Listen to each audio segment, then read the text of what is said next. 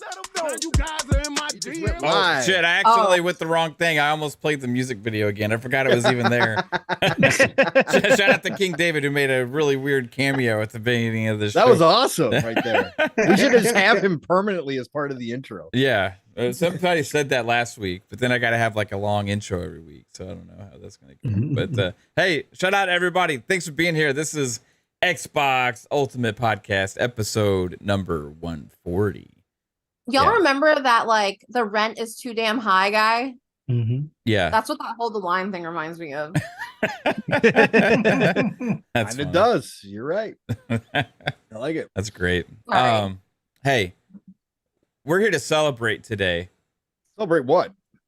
We're celebrating the fact that we got like 12 new games announced for Xbox the other day. Oh, I thought we were celebrating the downfall of journalism yet again. Well, we can celebrate that too. That's been a thing that's existed for a while now, but it has become more transparent. It's like they're all just making it known exactly who they are, you know, right now with the media. So we'll talk about that. We'll talk about the games that we got coming to Xbox. We'll talk about Xbox Showcase stuff. We got an awesome panel here. My lovely wife is making an appearance on the show for the first time in a while. What's up, babe? How are you doing? I'm doing great. I probably won't stay the whole time, but I'm just here for a little bit. Okay. Fair enough. Well, anytime you grace us with your presences, makes me happy. What have you been playing lately, Caitlin? Anything? I've been playing Fortnite, House Flipper.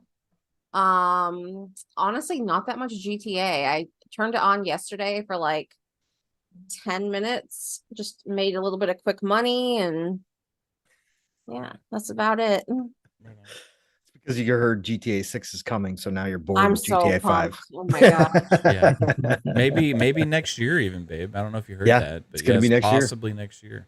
Oh, really? Yeah. It's look. They'll announce it and it'll get delayed till 2025. When Strauss was getting quizzed on why they said they were going to make $8 billion in the next fiscal year, yeah, he did everything but say GTA 6 is launching next year. Right. So I mean, again, that's when they say they're going to make $8 billion next fiscal year, you know it's GTA. Yeah, well, like what else could it be at that point? You know, Bully 2, My Little Pony shout out 2, to Free Bit, Pony Tamer 2, Pony Tamer Red 2. Dead Online again. Rockstar Table Tennis. I just want them to support Red Dead Online. That might make a cool million, Jasper. So might make a cool mill. They're only it's 799 million, and Well, what do they usually make in a year? They've been making a couple billion. They've been making like what, 3 billion off of GTA Online and sales still. So, but yeah, NBA 2K is probably still printing money there. Yeah, 2K. Yeah, 2K is the other one that prints that's money, a significant increase. Something that you might say is going to sell bukus of millions of copies. Right. We're having a show during intros. I like this. Yeah. What's a fiscal? This is like a PM What's in a the PM fiscal? or something. A fiscal is like a time period that they use to determine like financial results out of kind of like this fiscal quarter or fiscal year or whatever, right? In business, it's weird though, Caitlin, because like it's going to be fiscal year 2025 for them, and that runs like April through March of 2025. April 2024 through March of 2025 is actually fiscal year of 2025. Yeah, it's strange. Yeah, it is like a year ahead almost. Anyways, hey Bob, how are you doing? Yeah, doing good. I had to come get some licks in. It's been a good week. Whoa, who are you licking? I'm just joking. Do we draw straws? What do we do? Oh well, my God. I didn't think that watching the PlayStation Showcase, we would see so many amazing games that are going to be coming to every other platform available. But I mean, it was a good week for us. Yeah. And Pong, welcome to the PC Master Race. Thank you, sir. You're now one of us. Sooner than I thought you were. I didn't know Redfall was that bad, but welcome. It's great. Again, I don't know what everybody's complaining about, Papa. I don't know. It runs perfect. I have no idea. It's a perfect game. Bunch of crying babies out here. I have no idea. I mean, I had fun with it though, for sure. I haven't gone back to it yet, so I mean, that probably says something. But yeah, it's been good. Just staying way too busy, but missed hanging out, so I had to come show some face and hang out for a little bit. Might not make it for the whole time, but yeah, I've been playing a bunch of stuff. Excited for Street Fighter coming up. and can't wait for the showcase. And I don't know. I feel like it might be a walk in the park to. Well, I'm not going to jinx anything. I already might have to eat a shirt, so I'm not going to get too cocky. So right on, man. Well, thanks for being here. Psycho, how are you doing, bro? I am doing fantastic. I went to my local Walmart, picked up Diablo 4 today, and I'm doing fantastic. I went to Walmart. He's told us this about like 5 times already as well. Like I'm twice. excited as fuck. I am excited. I'm excited for Xbox first party. Guess I what did, sold a guys? kidney. I went and to I'm getting Walmart Diablo and I Ultimate bought Edition. Diablo. Yes, it's a big deal. It's a big deal. I walked all right. my ass into a Fucking store and asshole. bought a game for the first time in years. Like, Well, it was because I usually buy it through my Xbox. So And Yeah. the police didn't stop me this time. yeah, what was that like? yeah, well, we'll talk about that later. But Oh. I saw 2 Series X's in the wild, 2 Series S's, and 4 PS5s. wow. And 2 PS4s. Did you go to more than one Walmart, or is that at just? No, just at my local Walmart. Wow. I went to Target today, and I just want to let everybody know I went to Target today. Did you go to your local Target? Target. though? Our local Target. I did not buy Target. Diablo there, but Target. You guys All didn't go out of town to go to Target? no. No, we Wait. went to our local. The one. close, the one kind of close to us. Yeah. You know, Um, the best target is a well, road trip target. The funny, there was no consoles there at all. Actually, they didn't have any consoles. They didn't have any PS5s. They didn't have any Xbox Series X's or S's or nothing. So Well, okay, in my vicinity, there's 4 Walmarts. So the one that's local to me yeah, is my local Walmart. So fuck Thank you for clarifying. yeah. Thanks. I'm sorry, But anyways, yeah, I'd done that, and the fuck else did I play? Then I went to Walgreens. Planet It was Luna. right down No. the road from Walmart. no, There. that was yesterday. Pre-ordered went to- Starfield at Walgreens today. Everybody, that No, was great. can't do that yet, not yet. I played a little bit of Planet Luna, which is an interesting game. It's a little puzzle platformer. And I played the Railroad Express 2. Yes. Um, Let's go. So yeah, I think Kate found a new time sync, so we'll see. Right on, man. Yeah, What does that mean? where you're gonna put a lot of time, and I'm gonna put a lot of time in the railroad thing. yeah, you Yep. probably like it. Oh, what is it? Is it like a The sim? railroads. Yeah, it's a simulation, but it's neat because you have to make sure that your railroads are connection to livestock or crops, so the cities can flourish and grow and blah blah blah blah blah. Yeah, that sounds right up my alley. No, It it does. is. It does. It is because You can once build you train connections to your local Walmart. It's amazing. yeah, Oh, You And might Target. like it. You might like it. and Target. PAULIBABBA, I might have to block you if you say Diablo 4 is not for you. I'm going to gatekeep Diablo Oh, 4. yeah. So you have to play Diablo 4, PAULIBABBA. You're not allowed to be in this chat unless you play Diablo 4. Yeah. he's a casual. That's You a know rule. that you have to join our clan also. If you guys don't know what this man Fuzzy Belvedere looks like, he's on our thumbnail making a special appearance today. So you can look at dang. it and guess which one is Fuzzy. That's going to be a fun game to play. But shout out to Fuzzy. Thanks for being here as always, bro. Yeah, no problem. Thank you for having me. It's a pleasure to be here. Man, this week has just been like funny and ridiculous all at the same time. But Oh you yeah, know, IGN is going to do IGN things, and Games Radar the same deal. And hey, we definitely got a lot of that PlayStation showcase. So you know, it was a fun watch. You know, 33 games in an hour or so, most of them going everywhere. But yeah. Yeah. Was there No, that I'm many? talking about today. Was there really 33? Yeah. I'm that nerd that made a list during the showcase, because there was a few that I like. The Phantom Blade Zero. Yep. Really looked interesting, and The mobile now I'm game? hearing it's a graduated mobile game. So I don't know. Hopefully It's not. They just have high hopes, Fuzzy, for their team. Yeah. How many of those games are coming to Xbox? 12 at least. Yeah, actually I think it's 14 on that list that are yeah. known, and because of then indie, there's like yeah. 8 that are question marks. Like they're at least coming to PC. Right. We'll see if they come to Xbox as well. PC's and Xbox. I'll take that as a win. Good to before we get to the others out intros here. I got to get to a couple super chats. Vik The CLiCK with the $2 says, so that thumbnail is sus. What's up, ladies? We were having a foam party. Somebody on our chat last night said we should make a foam party thumbnail instead of the one we did yesterday. So we decided to make a foam party thumbnail tonight instead. So we're all having a foam party. You know, we want to play foam. What's the game? Foam Stars or Foam Part? Is it called Foam Party? Foam Yeah, Stars. Foam Stars. Stars. You kept calling it Foam Party. Sorry, Foam Stars. I corrected you like 3 times last night. Let's go. The only thing I could think about So with many that of the game games was are forgettable. fucking Mickey Mouse in South Park, where he starts blowing everyone like with foam. Whoa, like in a whoa, concert. whoa. It's, Whoa, pause, bro. it's South Park. It's what you think.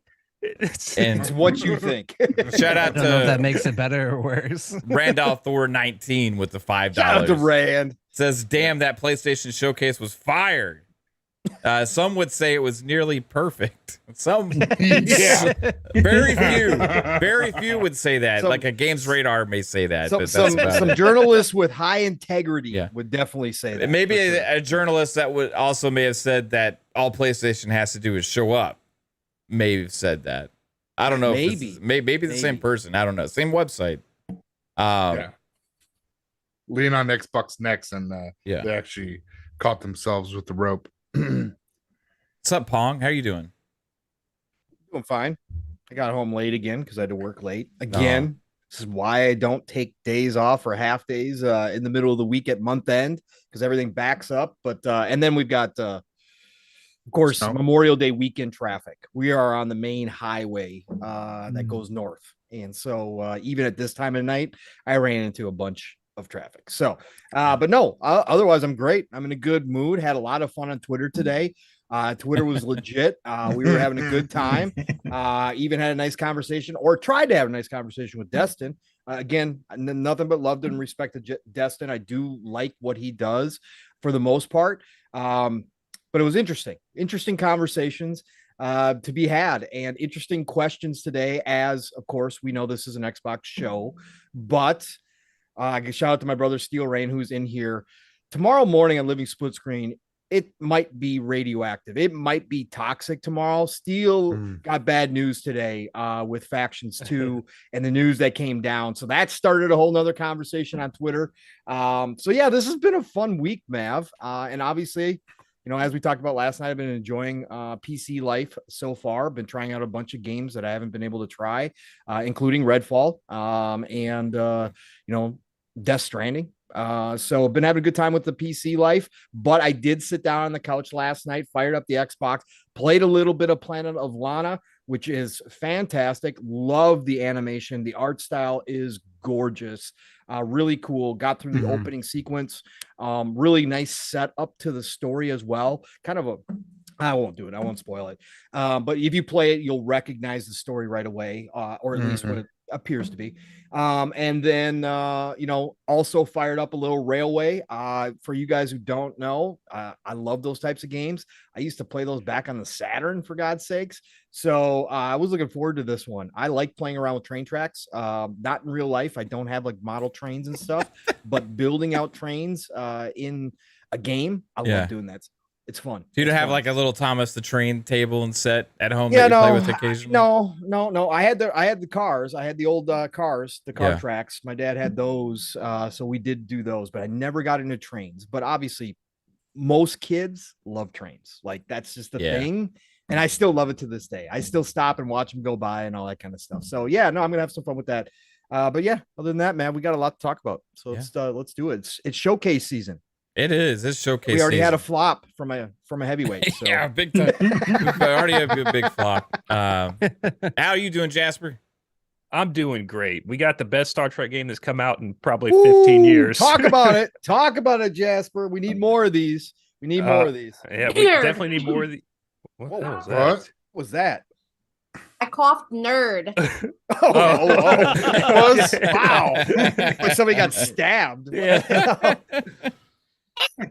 I'm really hoping the studio continues with the Star Trek IP, or at least make some type of expansion to it or something. They should get some more games. It's their first game that they put out. It's ex-Telltale game devs, so if you like that kind of game, I even got 3-bit into it, and he doesn't even watch Star Trek, so people are jumping into it that aren't even Star Trek fans, and that's always great when you can get more people into the things you love. Wow. You're so funny.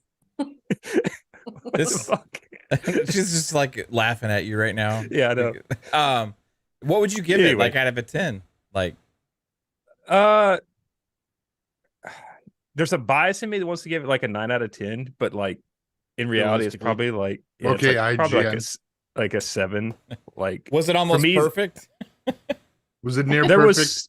There was some audio issues and stuff in there at the end. Okay. But other than that, it was pretty great. I've seen some people like fall through the floor, like on PS5 and stuff. So, I mean, everyone has their issues. So, Jasper, I could see you bringing it up to a 7.5, 8. I don't think there'd be a problem against that because, again, it is a Telltale game through and through. You can tell they're ex devs, but it's really great. Like the story, which is the main part of that type of game, is awesome. So, I mean, I could definitely see you rocking it up to an 8.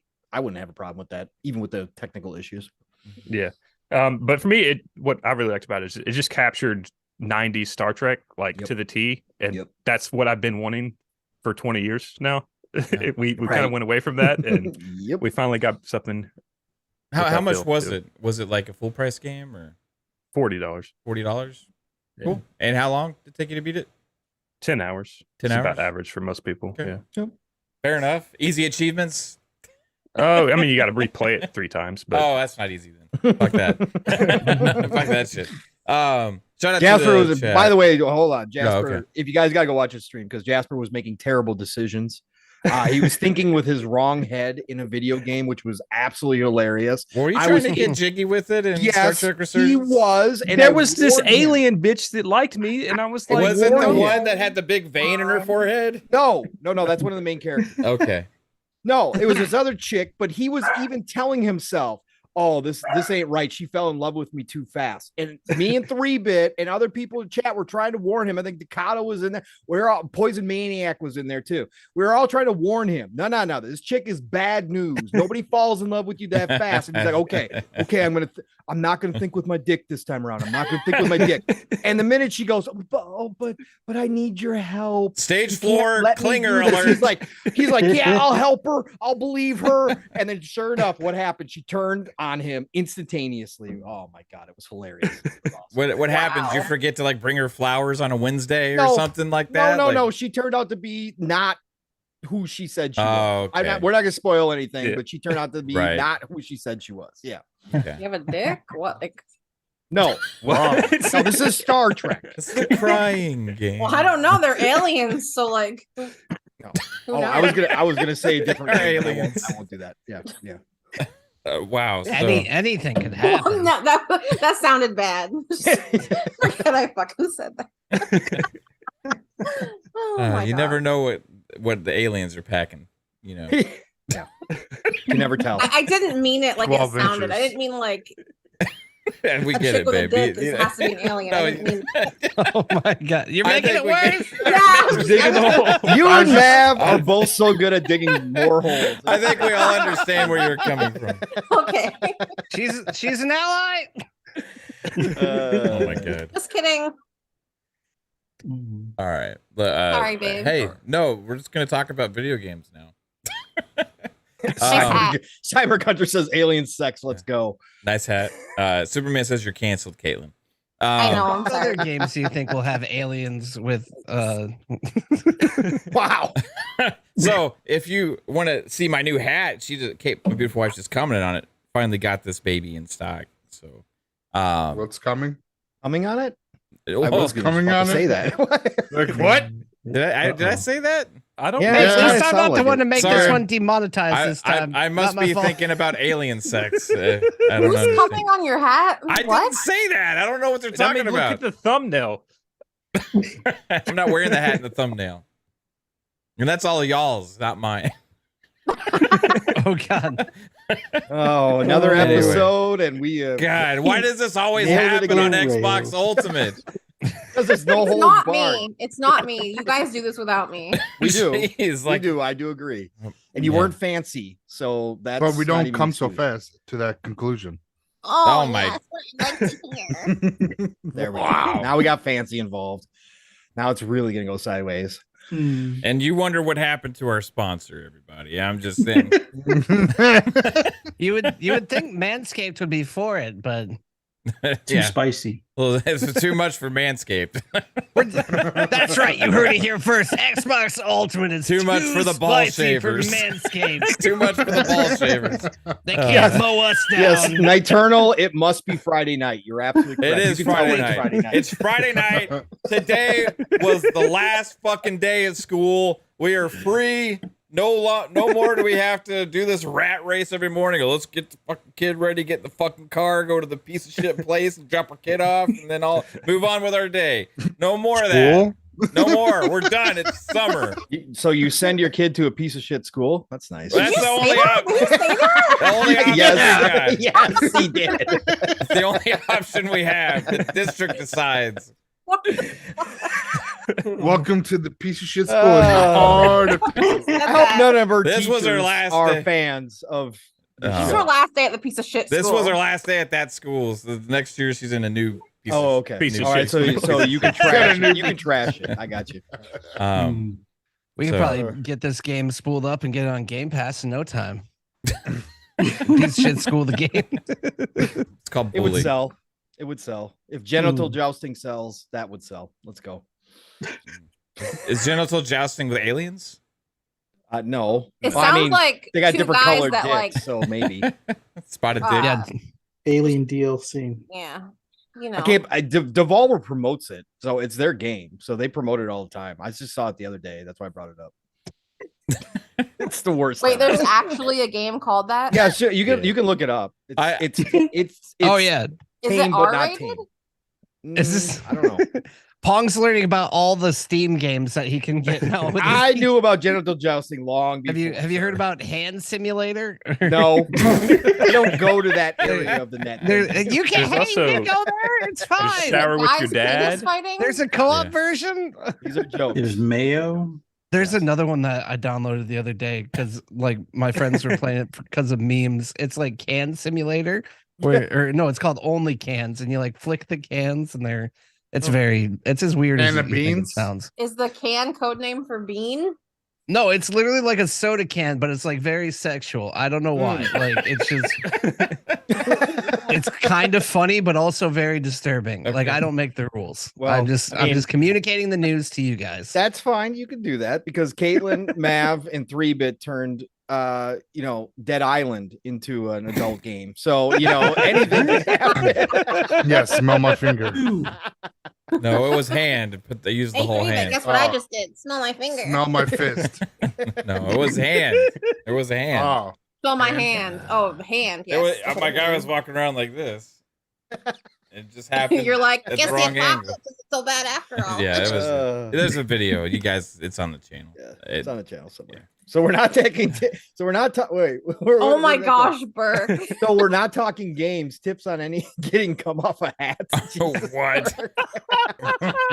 Good callback. Good callback. Yeah. What the fuck is just take a happening little right now? dish soap. I don't know. Just put it. Get some warm water running in the sink. Put it in the sink. Get a little dish soap. Not too much. Use Dawn. Rub it on there. Are your parents watching tonight? I don't tell my parents about this. Oh, okay. He might get grounded. Yeah. Again. I don't He know just what wants to. the tip. He told you you're Burke. not allowed to talk to the Whoa, people ever who wants again. to tip? This is what happens when we get together sometimes, like not on the Talking podcast. and to this- old people on the internet, it's a bad sign. You can't do that. Oh my god. Spider-Man says so topics. Oh, that's old. I don't know what to make about this comment, but Red Monkey Butt says I look like I drive an Altima with illegal tint.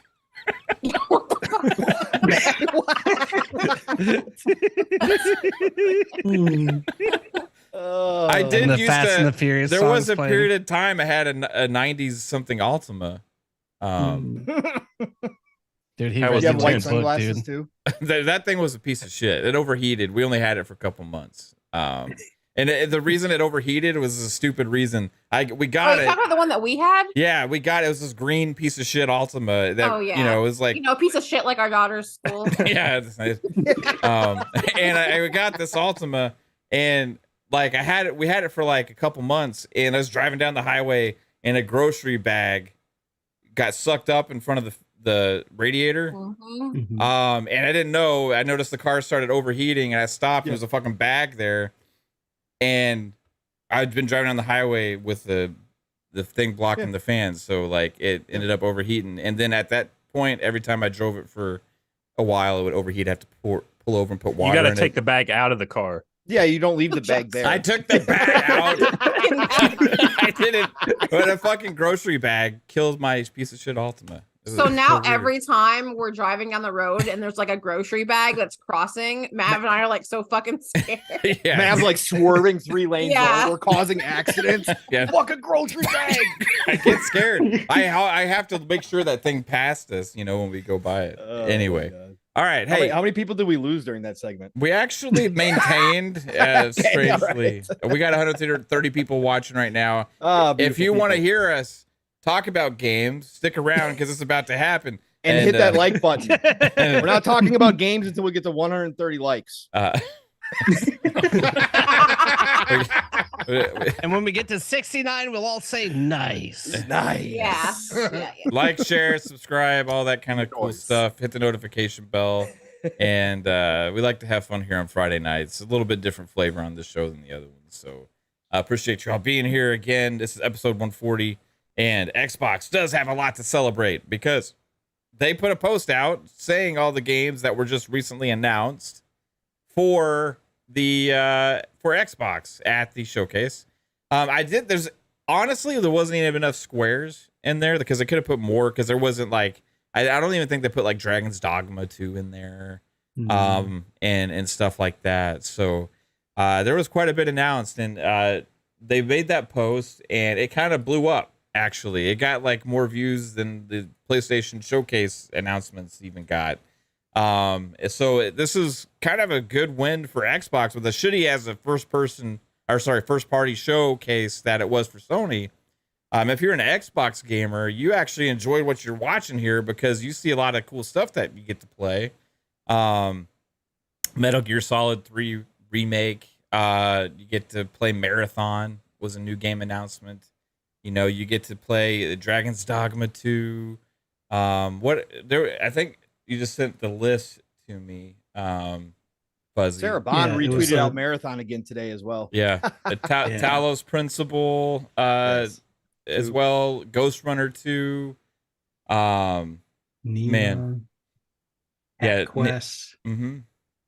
Bucky Swire, Teardown, Metal Gear Solid. Alan Wake 2 was there. Yeah, Alan Wake, Assassin's Creed, Street Fighter 6, because they had that little brief thing on that. Yeah, Immortals of Avium was there too at the showcase. Yeah. Man, a lot of cool stuff coming to Xbox there. So as an Xbox gamer, you're like, cool, this is awesome.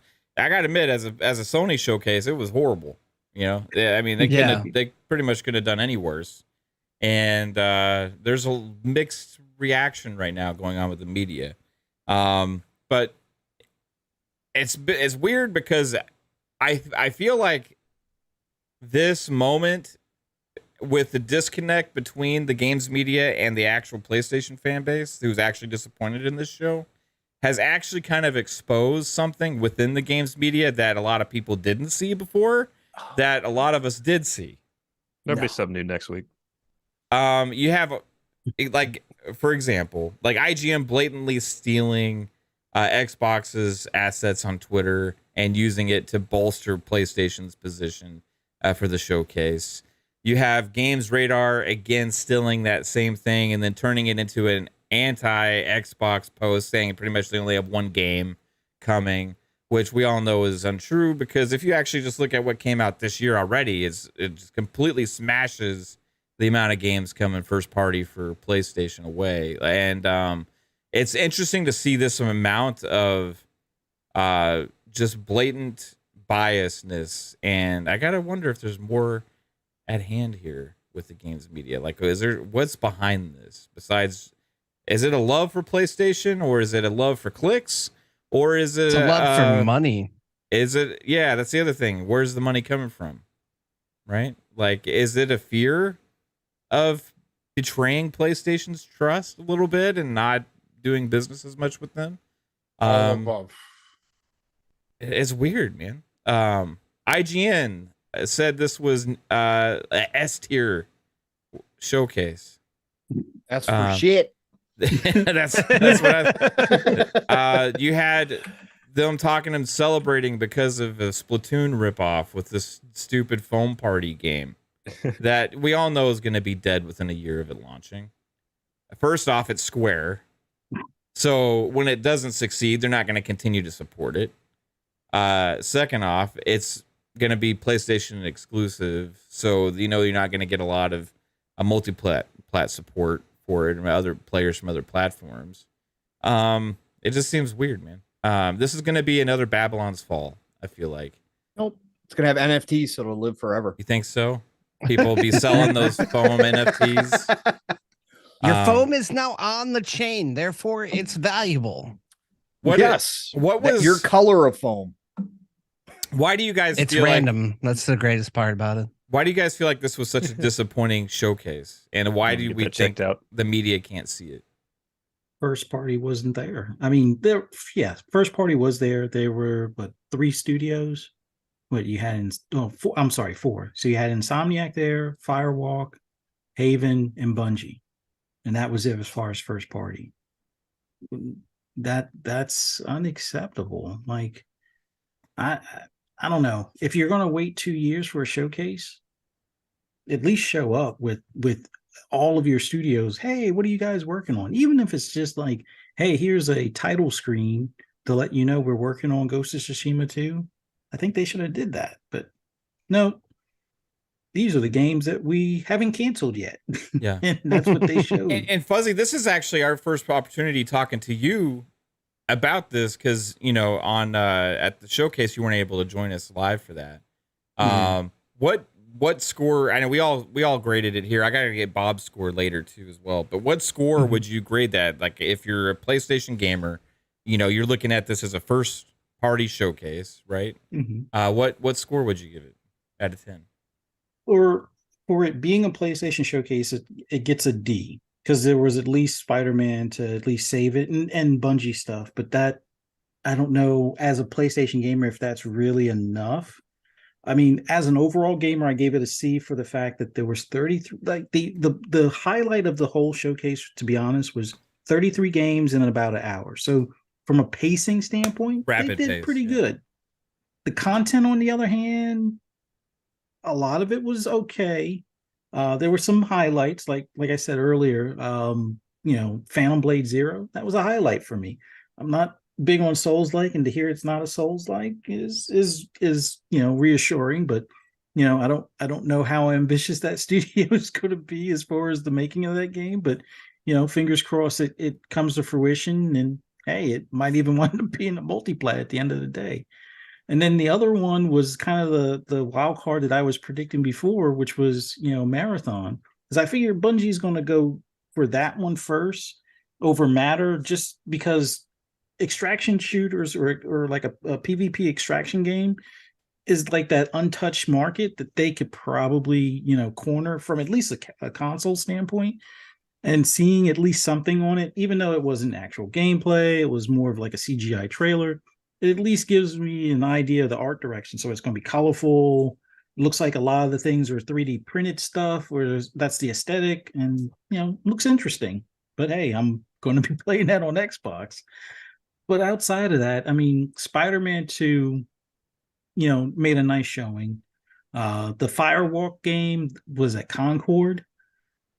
Is it Apex Legends in space? Is it fast food delivery service? I mean, if you're going to show a CGI, give us some inkling of what the game is about. Like, don't tease us with a burger in space and stuff falling because the ship can't, be steady in space or whatever. Show us a little bit of what it's going to be, like what Haven did. Like that whole deal. The first thing that came to mind, and everybody's already said this before, Payday, but it's like a little bit of Rogue Company as well. Mm-hmm. But I don't know if it's first person or third person. Kind of hope it's third person because it looks like you go through all that trouble making these like coordinated outfits and stuff as far as, doing these heists. Make it third person, but I don't know.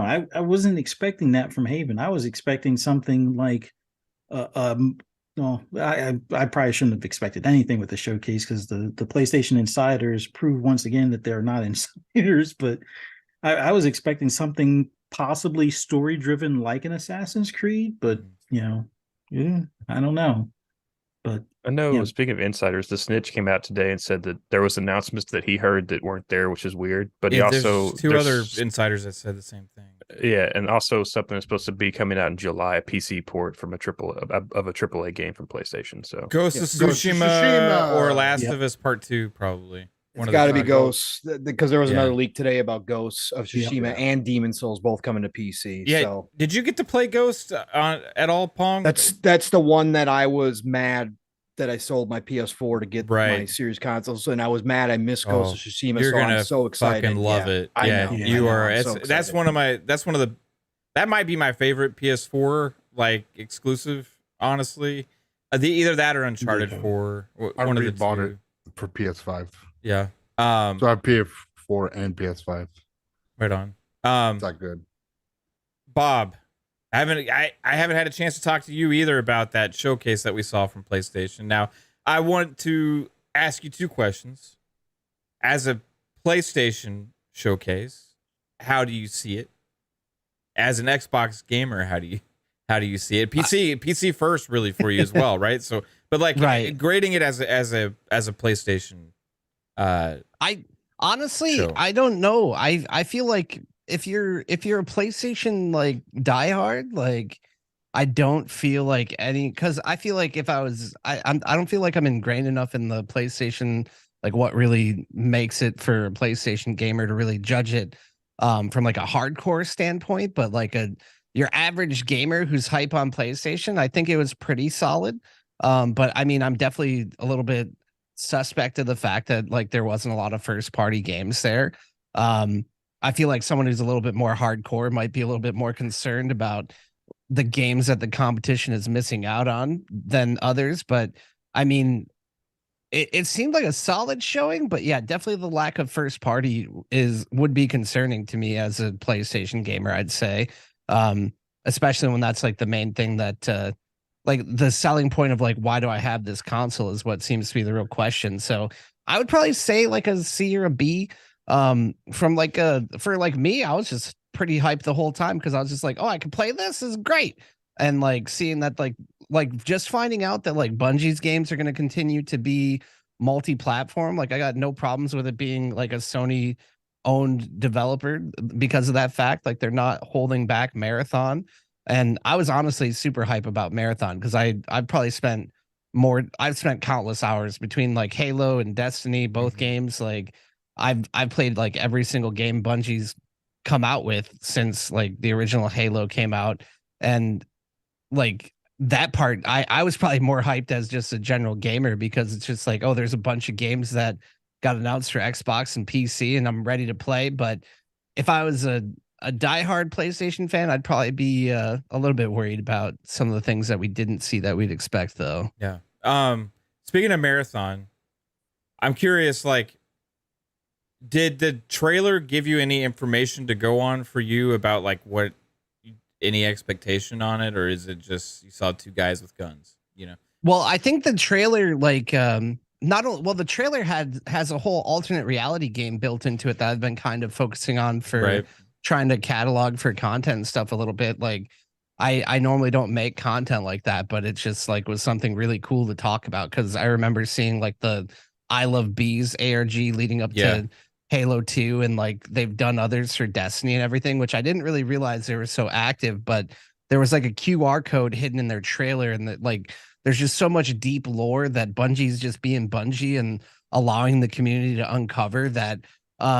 I don't know if it necessarily gives you a lot to go on, because that's literally when Fuzzy was talking about it too. Like, I feel like that's a good way, because it's all obviously CGI at this point, but they gave you a good feel of like the feeling of the world, like what they're going for, and they're kind of immersing you in their vision a little bit and allowing you to dive in there. So I feel hopeful for it, and we all know that Bungie is the master of making like tight, quick, like high action like shooters. Like, we all know they can make a good shooter that can keep you hooked, and hopefully they can deliver. Like, I really just hope that Bungie can completely deliver on its vision this time, because I feel like that's and I don't think any game can really completely reach like the loftiest of goals that it ever sets forward. But like back in the Destiny days, like it came out after the original Destiny when everyone's just kind of like, where's the rest of this game that we ended up waiting for? And yet it turned out to be an amazing game. But we know now that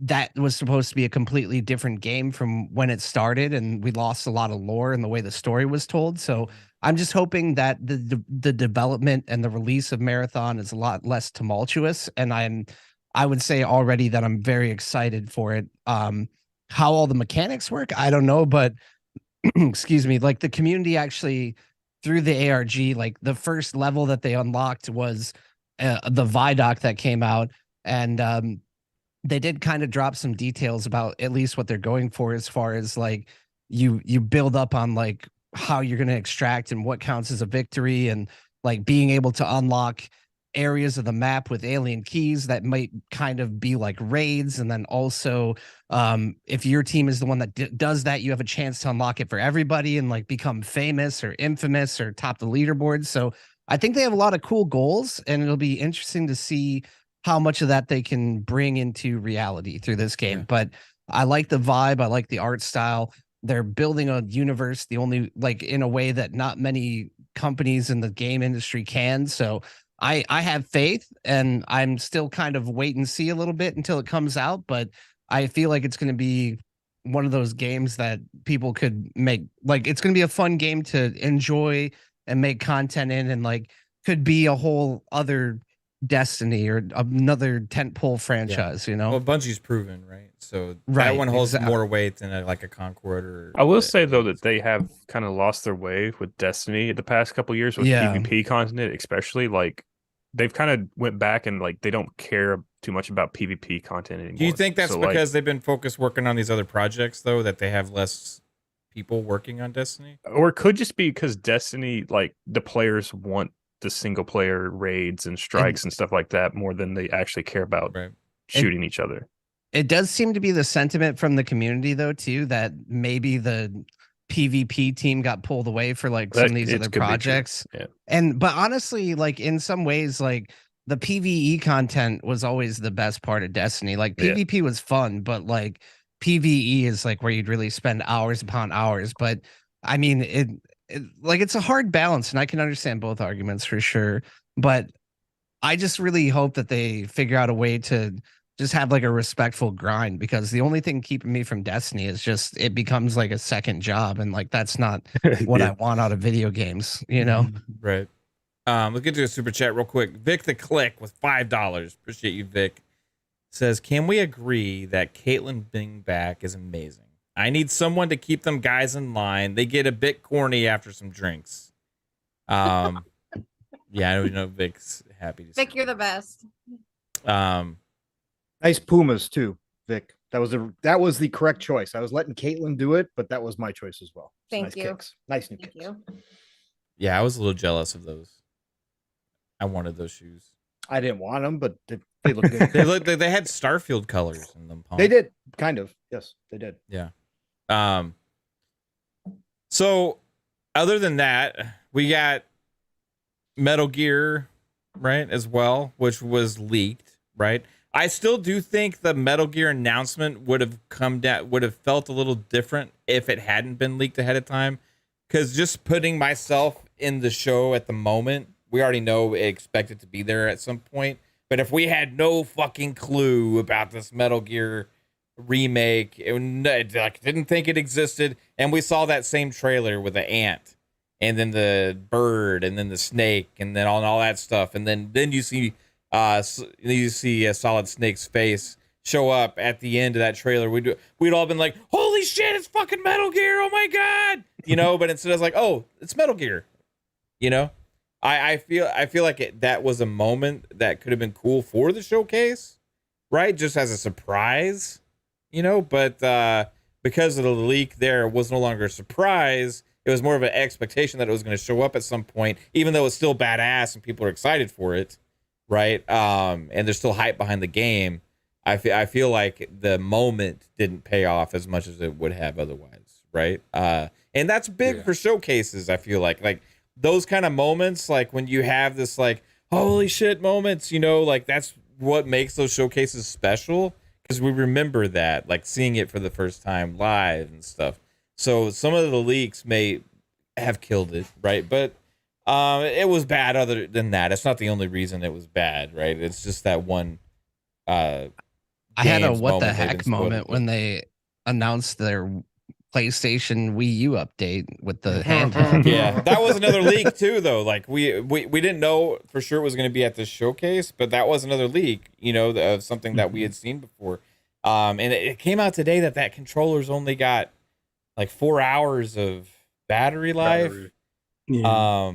Which I mean, that's not. I guess if you compare it to the regular controllers, not that crazy because its battery sucks ass too. It's not going to last for an average toilet session for most gamers. Let's be honest. It's the same battery. It's just now you get less use of it because you got a screen to power. Yeah. It does look like a really shitty design though. Like it's got a big screen in it, which is cool, but like it literally looks uninspired. They just chopped the DualSense in half and replaced the trackpad with the big ass screen. You know. Yeah. And you heard about battery life. Yeah. That's what we were just talking about. Yeah. Pong just pulled a me right there. Yeah. I did. Again, I'm getting used to this. I have to multitask now. He's because learning. I got things going. See, you see, like what happens? No, you've been doing it. You've been doing it for a long ass time, so you have no excuse. I'm just getting used to it. I feel like it could be a little bit indicative though of like, is Sony becoming a little bit complacent? They're just like, yeah, chop a controller in half, staple it to an iPad, and we'll sell 1 million of them. They'll buy anything. Like I kind of feel like it like, yeah, maybe it's just a device for enthusiasts, but it could have been so much more. And I do feel like when we finally figure out what the price of it is, whether they're being realistic with the product that they're bringing to the market, or whether they're just completely trying to just throw a middle finger into people's faces. Because for me, it doesn't necessarily matter because I don't have a PlayStation 5. There's probably not anything that would necessarily get me to buy a PS5. Now the argument's coming back is like, why do I need a PS5 if I have a PC? You know, I don't have to go down that route. I'm trying not to be toxic. I'm trying to be objective, because if it was like a handheld PlayStation, like if they made like a handheld version be like a S version console where you could dock it, or like for those that don't want to buy a PS5, maybe this is thinking too lofty, but I would like to see a device like that like brings the PlayStation brand to more than just the completely bought in PlayStation consumers, you know, like something that expands gaming, not closes it off further, not just for one group of people. Like I want to see PlayStation thinking like that, more than just thinking of how they can harvest money from their existing customers, because that just feels like where they're at, like the late stage capitalism version. And I feel like when a company gets to that point in this market, that is when their momentum shifts, because they're not playing offense anymore. They're just on a back foot, and they're just trying to extract as much as they can before they fall off. That's a good point. And that's how it looks with how they're everything they've done is everything that is surrounded by hardware sale. So this thing, you need a PS5. So if you want this, you got to buy a console. You want the PSVR 2, you got to buy a console. And that's what they want, the exclusive games. That's why they had the Call of Duties. They wanted all this. That they're stuck on that old archaic mindset that this is way of doing business, that Xbox is and everyone else that's going forward is going to leave Sony behind. And the fact that if they don't stop, think, and turn things around and start, I mean, they're starting to, but not at a exponential or whatever, as a quick pace that they should. They're just taking their time with it, trying to get as much money as they can, and until they then it's like the that style that they've been how they've been performing, it falls out and is no longer viable for them. So I mean, it's just, it sucks for the PlayStation gamers because they're invested in that ecosystem. So it's like they're almost like, if you want this ecosystem to be around, you must buy everything we sell you. And it's fucking crazy. Yeah.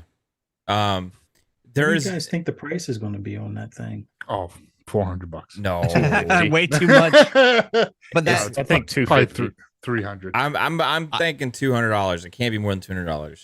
if it's any more than same $200, boat. they've completely lost touch. Yeah. Yeah, It'll be a disaster. How much is their Like, Elite controller?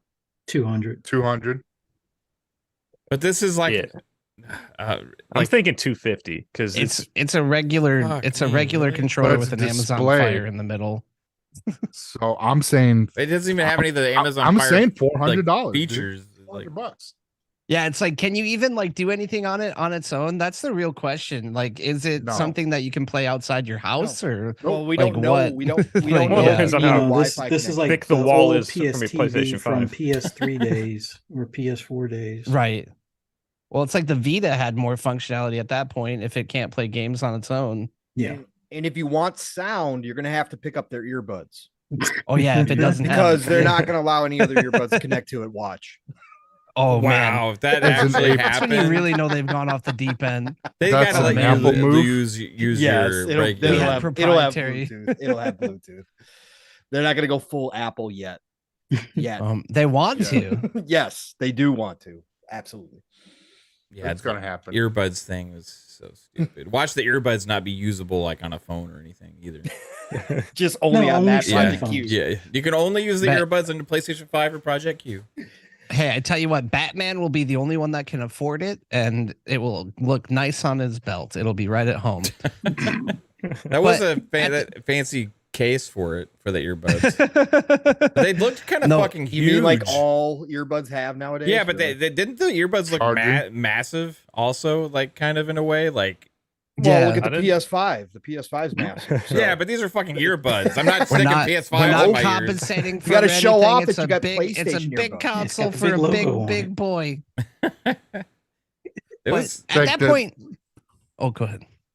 No, I was gonna say it's just like dudes with lifted trucks and all that.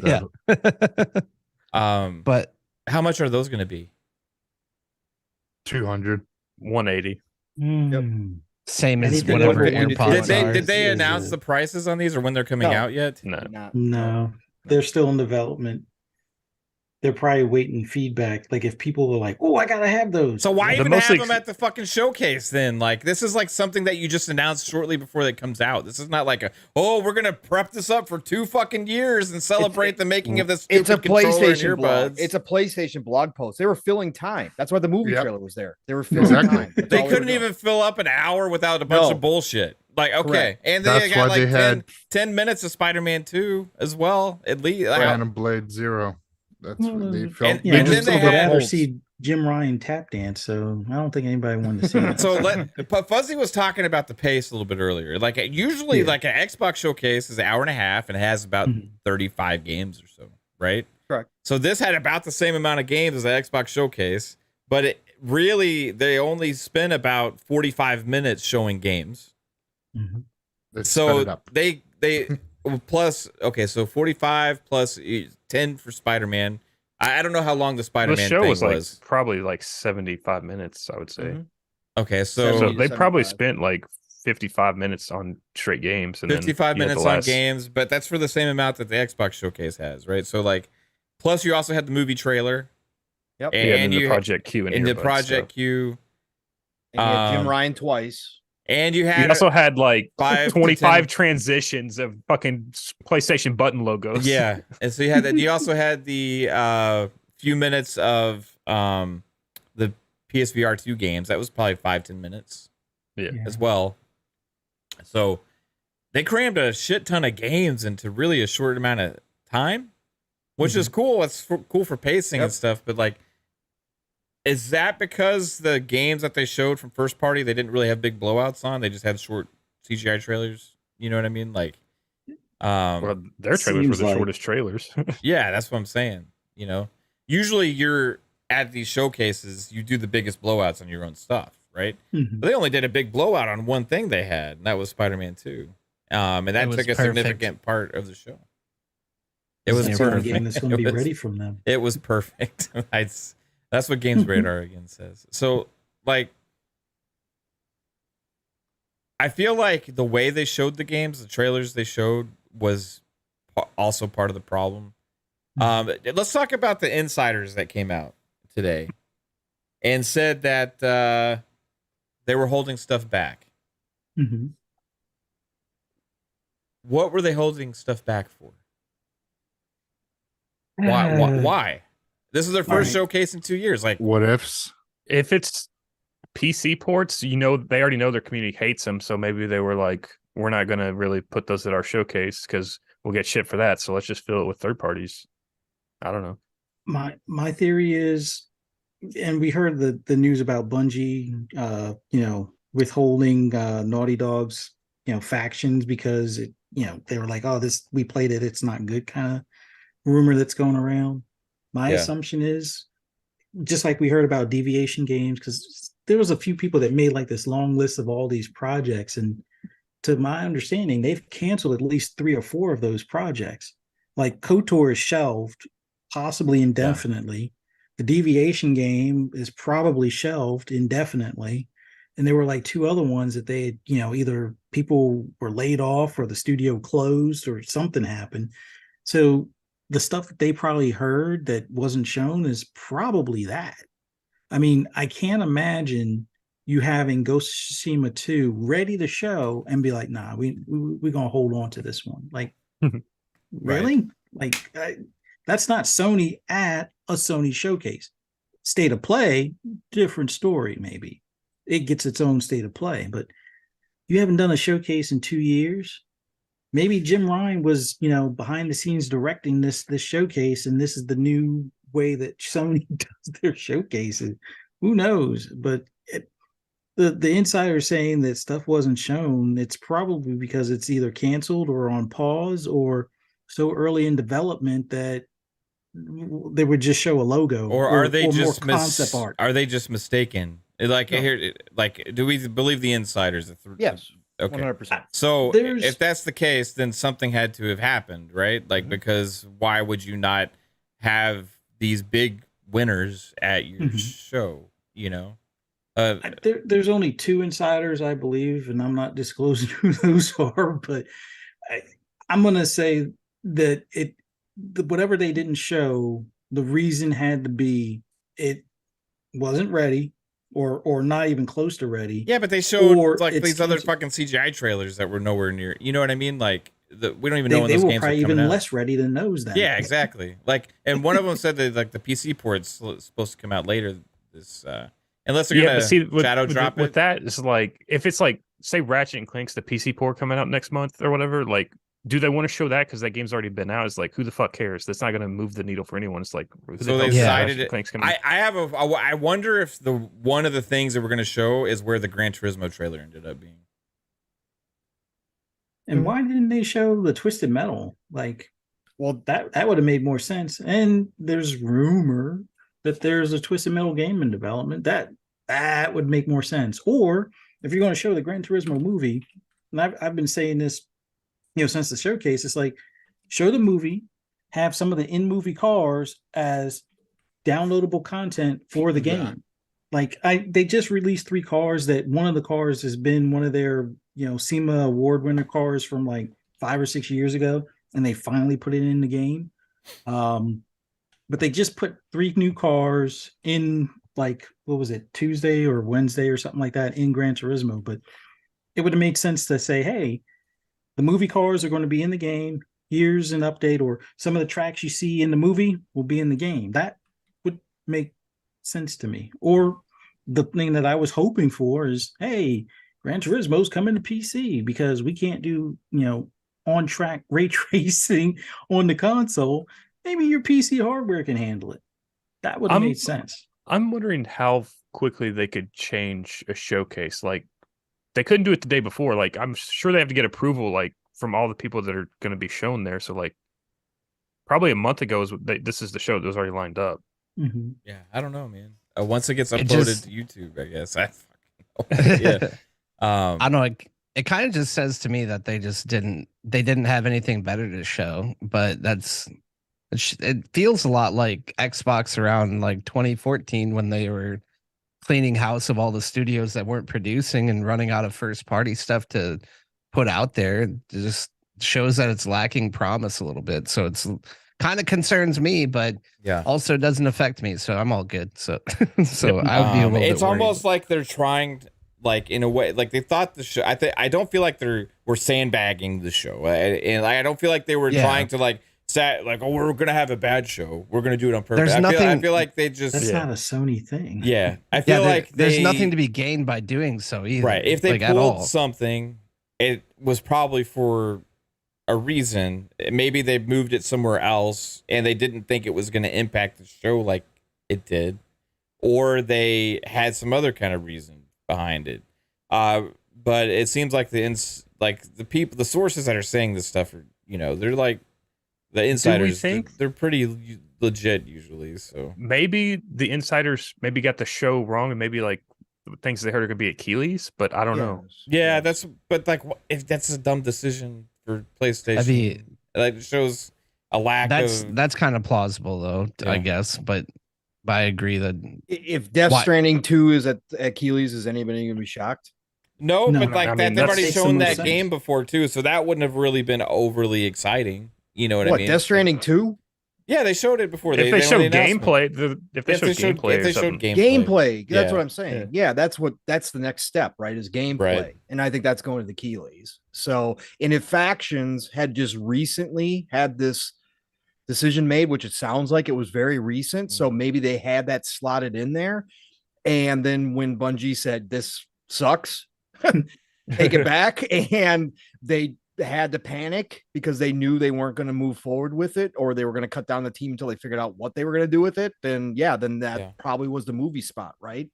So I think both of those things are plausible. Obviously we'll find out from the KhAo's. There's probably some other things. Maybe the Twisted Metal game is KhAo's as well. I would have certainly we talked about this last night. I probably has the TV show trailer. Right. I agree with you wholeheartedly. If they pulled any of that stuff from their first showcase in 2 years, they're stupid. I don't care who you're getting it to. Again, that's why we talked about this last night. That's why the Sony fan base is so disappointed, because this is nothing what you would expect from a Sony showcase after 2 years. So no, me as Jim Ryan, I never would have pulled anything. I would have told Keeley to go fly a kite and held I would have showed everything at my showcase, right? Because I knew my fan base, my core fan base would have been watching that show, and they had over 1.5 million people watching it live. I would have, again, I would never have given anything to KhAo's, but maybe they made that decision.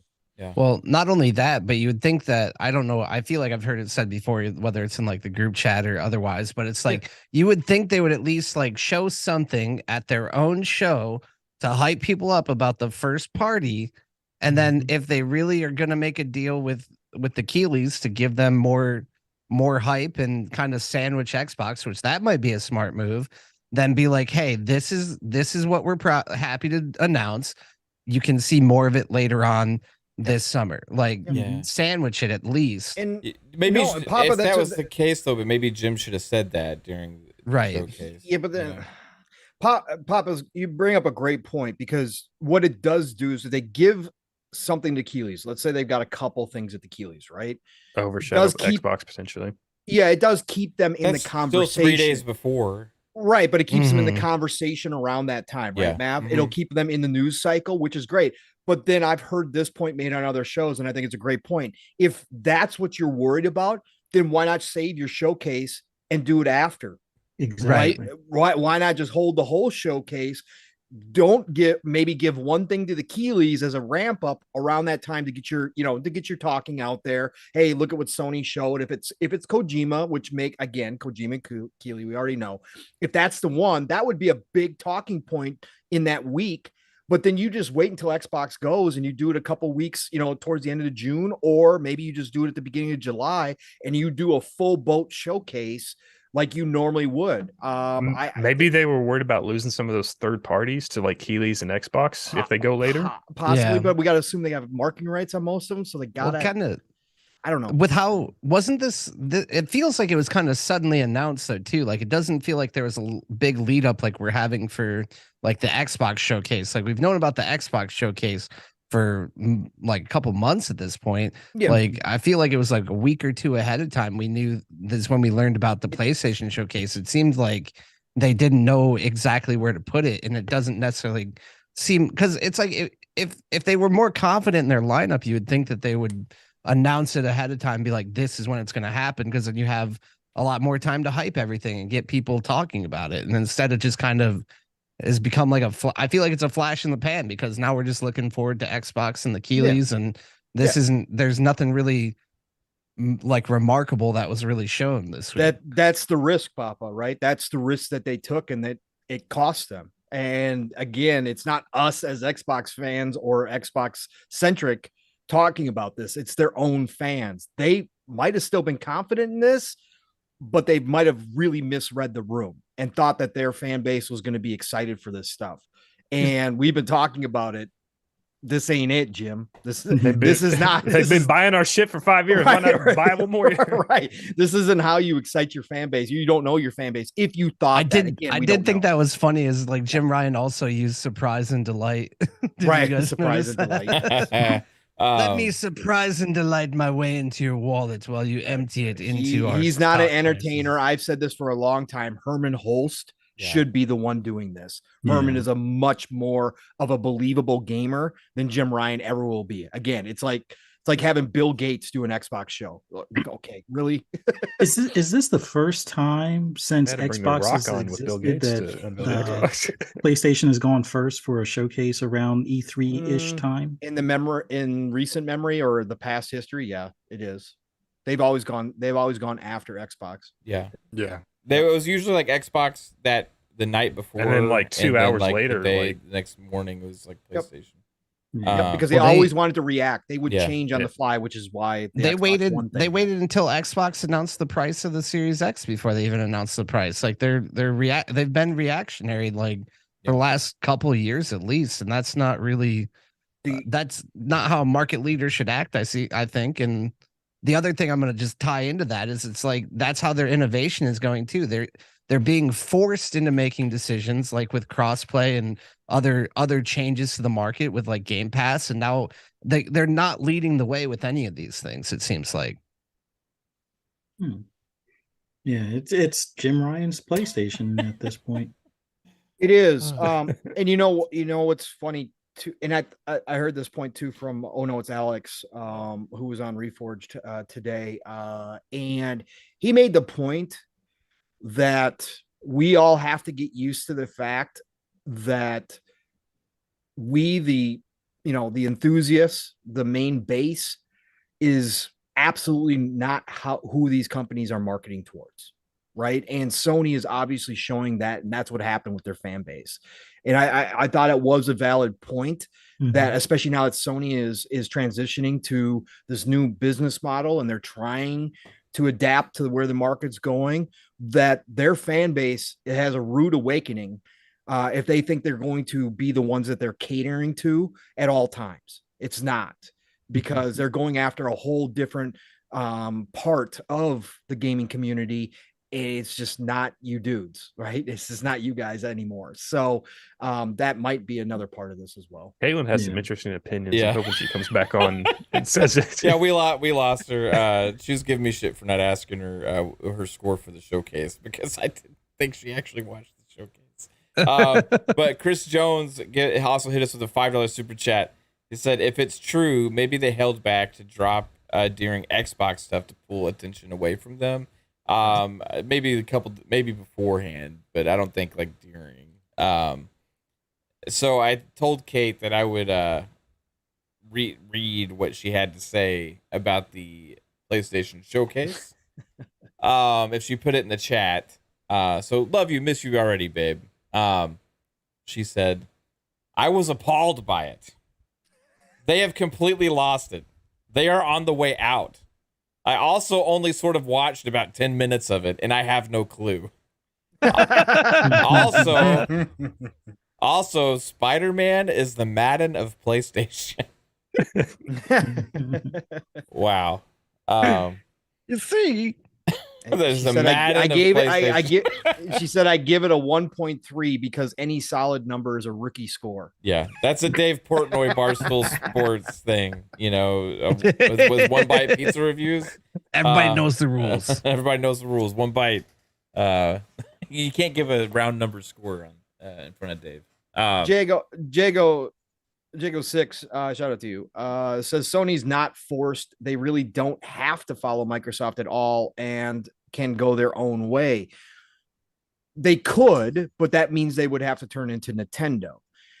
If they want to continue to compete in this market, the premium console market, then they do have to follow Microsoft because, as Jim Ryan said, the way that AAA gaming is going and the cost associated with that, that means that their core base or their console base, which is capped, is not enough.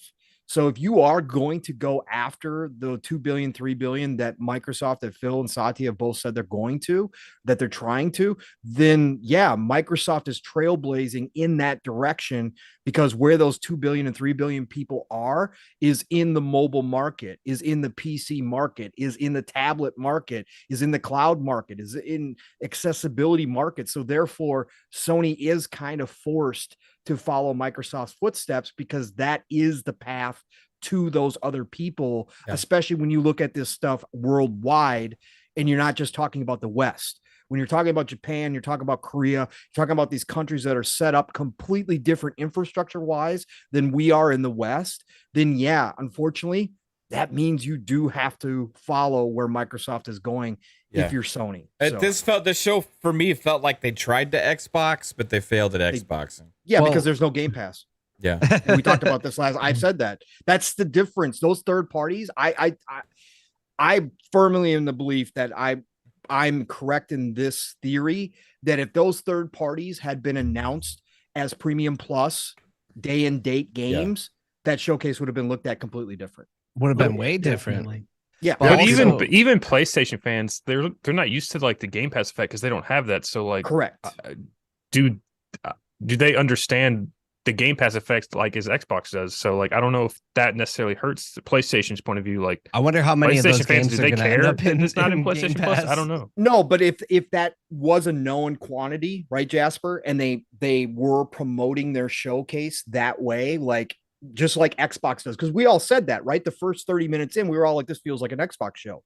Yeah. But if they did exactly what Xbox did and said, and the following games will all be on PlayStation Plus Premium day and date, right? And then they started showing all those third-party games. Now, we're assuming they all could make deals for them, but it is Sony. They do cut big deals. But Dragon's Dogma 2 in PlayStation Plus Premium day one.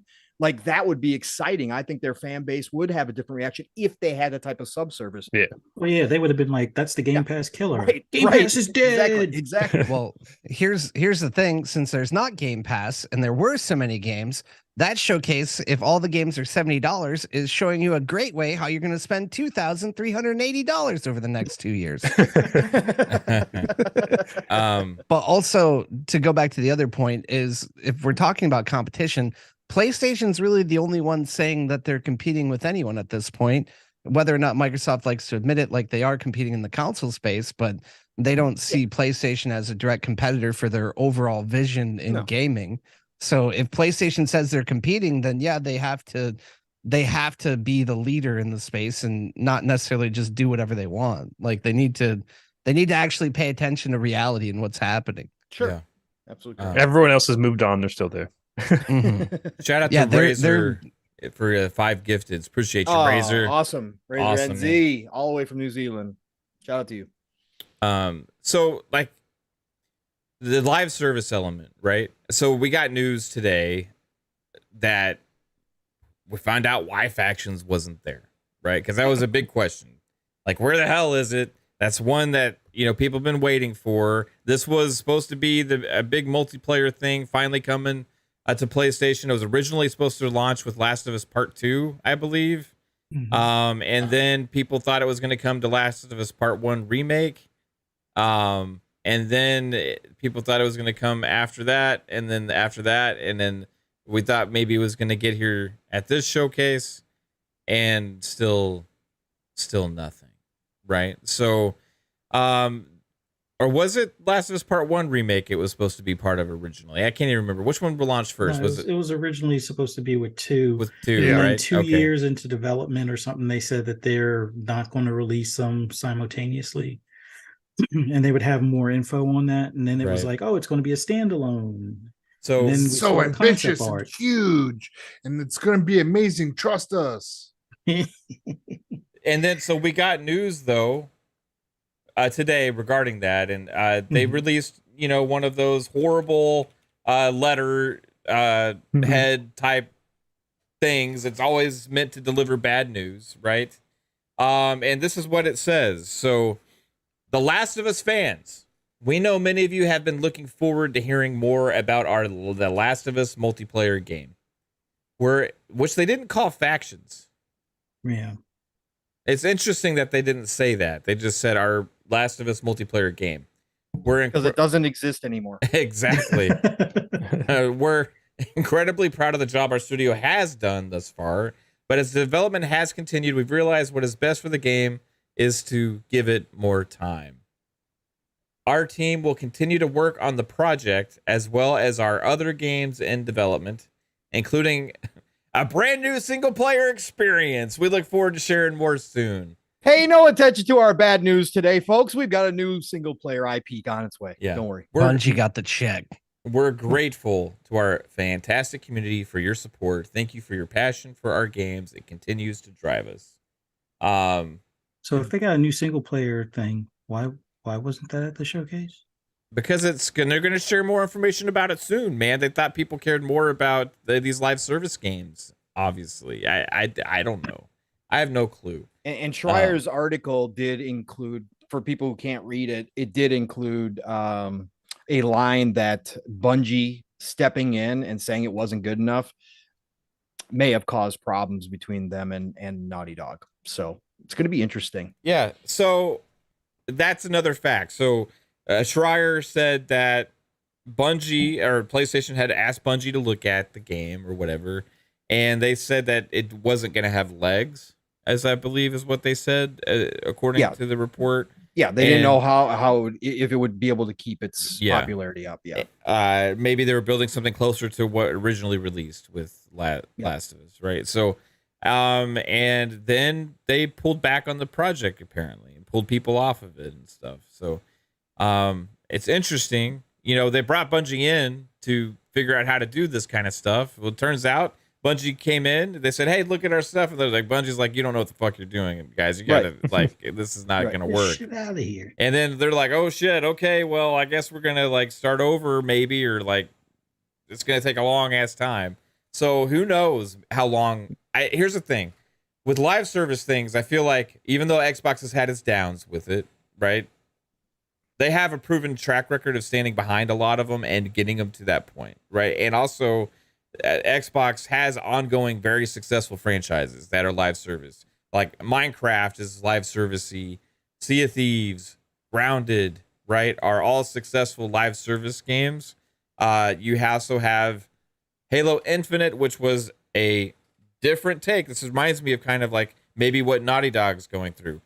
Used to crafting a certain kind of experience, all of a sudden you're asked to doing something different, right? So 343 had Halo Infinite, good single player campaign, really fun, great gameplay, solid, you know, all across the board in that regards, writing, sound, you know, everything, A-class.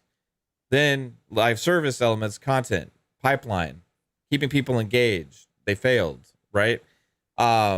they're still trying to get back at it because Xbox isn't just killing the investment behind it. They're still doing more stuff and going to keep investing in Halo. But like, I don't have that faith with PlayStation. That PlayStation will stand behind this stuff and keep it going and keep trying and stand behind their failures, right? That scares me a little bit when it comes to the live service games that PlayStation has. Combine that with the fact that PlayStation gamers aren't as in tune with that multiplayer side when it comes to those games from first party as they are with the casual style games. And then also, you've had other live servicey type games launched as PlayStation style exclusives before, between PlayStation and PC, that have failed and been shuttered within a year or so, right? Or just failed and then gone out to the ether, discounted, and then not really updated, killed content. Some third-party exclusives have been kind of like that as well. They tried their hand. You know, you had your Godfall, right? You had Babylon's Fall, stuff like that, always online things. And I don't have faith with PlayStation to figure it out on the fly and run with it, because it's not what they're used to. You know, they don't. They're rusty. They got Bungie for this. Bungie's, I think, is gonna do okay, right? Yeah. And because I think PlayStation's gonna look at it. Well, we're gonna let Bungie do what they do because they know what they're doing. But the other studios, you have Jade Raymond's Haven Studios doing this new game. We see this. We know the track record that Jade Raymond has in the past with Assassin's Creed. But do we have like a great experience or track record with live service games from Jade Raymond? Nope. Do we have any confidence of or expectation on how that game is going to play and look and feel and operate and what kind of content's going to come to it? Nothing. She's got a bunch of veteran devs there. That's what I will say. She does have experienced devs, so that might be the difference maker. But how many times have we heard that before, though, as well? Correct. Right? Oh yeah, no, absolutely. And we know it takes a lot. Like I put out a tweet today and said, "Not so easy, is it?" Yeah, because it's not. You know, another question here too, Mav. Not to jump in on you because you were on a roll, but another question too that we need to, or that we that should be asked is, did Bungie have a hand in going around to all these other studios, Deviation Games, Fire Sprite, and looking at their games, projects, all these other games as a service, and saying, looking over at Sony, looking over at Jim and Herman, going, nope. And maybe it's the ones that like they okayed that we saw, right? Yes, you know, like that's what I'm saying. If Bungie's got this type of power now, with Sony. It's very interesting thought, like. But they also kind of the weird thing here, right? If you look at Concord, futuristic, spacey themed kind of style. You look at Haven, sort of future-y kind of looking style, right? And you look at Marathon, kind of future-y kind of style thing. I mean, there's like three similar, in a way, kind of genres of live service, all welcome to the future being announced at the same time. And it's not just that, but you can look at it past that. Past PlayStation's first party, how many other games have we seen announced the last couple of years kind of like this? You got Arc Raiders, right? You have Hyenas, okay? There's the other one from Embark. I forget the name of it. That Finals. Finals. Oh, the Finals. Yeah, the Finals. Which looks fantastic. Yeah, I mean, but like my point is, like, how many of these specific style of like spacey, futuristic, like almost shooter type live service games are going to get announced? And I mean, that's where the market is. All these studios are trying to hit on that, and if their game's the one that stands above everyone else, they know that they've made it. So it's like, but they're all gambling against each other, right? Yeah. How much? And these are all extraction games too, right? So it's moved on from BR, right? BR, that was a thing for 5 years. Yeah, it's been kind of settled though, right? The BR market's been settled. Yeah. Now it's the extraction type game, right? That model is now the new hot thing. So now only a couple of those are going to rise to the top, and it's going to settle out in that market. But I feel like what has risen to the top is already what's going to be at the top. Like it's chasing trends. No, you're right, man. Chasing trends has tend to cause companies failures time and time Ubisoft. again. Yeah, Ubisoft. Right? And if this Before feels, the BR thing, it was MOBAs. Like you had Yes. Dota, Smite, and all those Yes. like competing. Yes. And whichever one made it, and then it was BRs. So like, Right. That's the what we're extraction genre has not hit on console yet. not yet. There's Yeah. a few on PC, but there's really only one that people talk about. And if- Marathon is my bet that's going to be successful, not these other. Well, games. Yeah. just because you I feel like believe that the Marathon's got a gunplay really is good gonna be shot. great, right? So Yeah. But we know that. I think Fortnite really hit was like the first BR that really hit on console, wasn't it? Like PUBG didn't have a console release. PUBG yet, wasn't on right? console. Yeah, yet. and remember, And it was also, Fortnite yeah. didn't originally launch with BR. No. It Yeah, originally like it they just just- saved they the stole it world. They just from PUBG. jacked the idea. Yeah, Yeah, It was the they were like, best- "Hey, this is it going was to be the most great." successful theft in history. But you know what? They did it in a way. They did it in a more accessible, like, and different And then commercialized way. it. And it was They free to. gave it away, They yeah. made that free to play, right? Which was kind of not as heard of Absolute at the time paradigm on shift, consoles yeah. and stuff, right? Because Save the World, even you had to buy. I bought it. I bought that. I bought it too. So it was kind of a different thing then. So they kind of got first. I feel like since then, there's been a lot of chasing, trying to be the next Fortnite, trying to be the next this, trying to be the next that. And everybody wants that big money, and everybody's been doing all these projects and stuff. And that's where a lot of this investment's going. And Xbox does it too. But the thing is, you only have so many resources. PlayStation has less resources than Xbox. So how much resources are you putting into chasing the trend? And it seems like based on this showcase, there is a lot of investment chasing a trend right now, because they literally showed 3 different games that could be very similar in the same showcase, right? And none of them were far enough along to show anything significant. And Feels I don't know. It's just weird.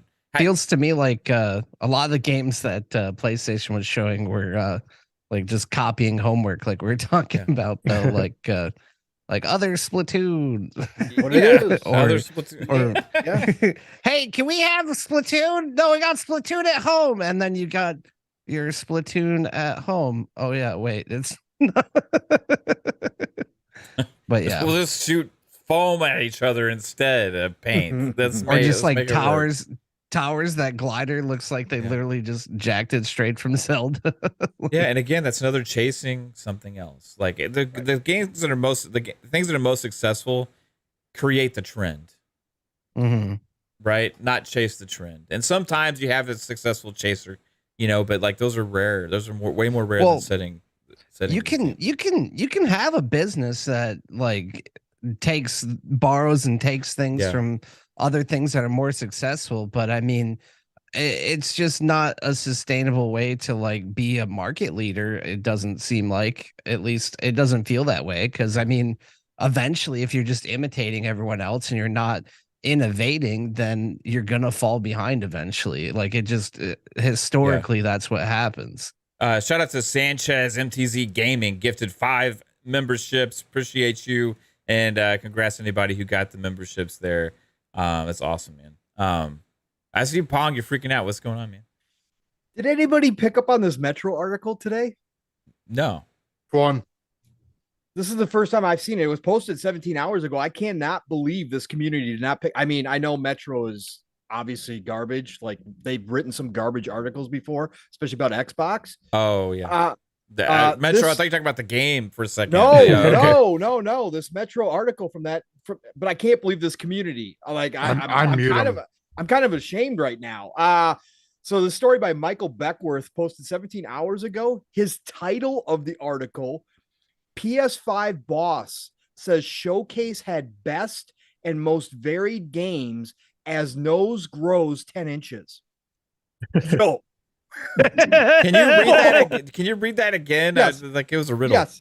Okay. PS5 boss says showcase had best and most varied games as nose grows 10 inches. Wow. Wow.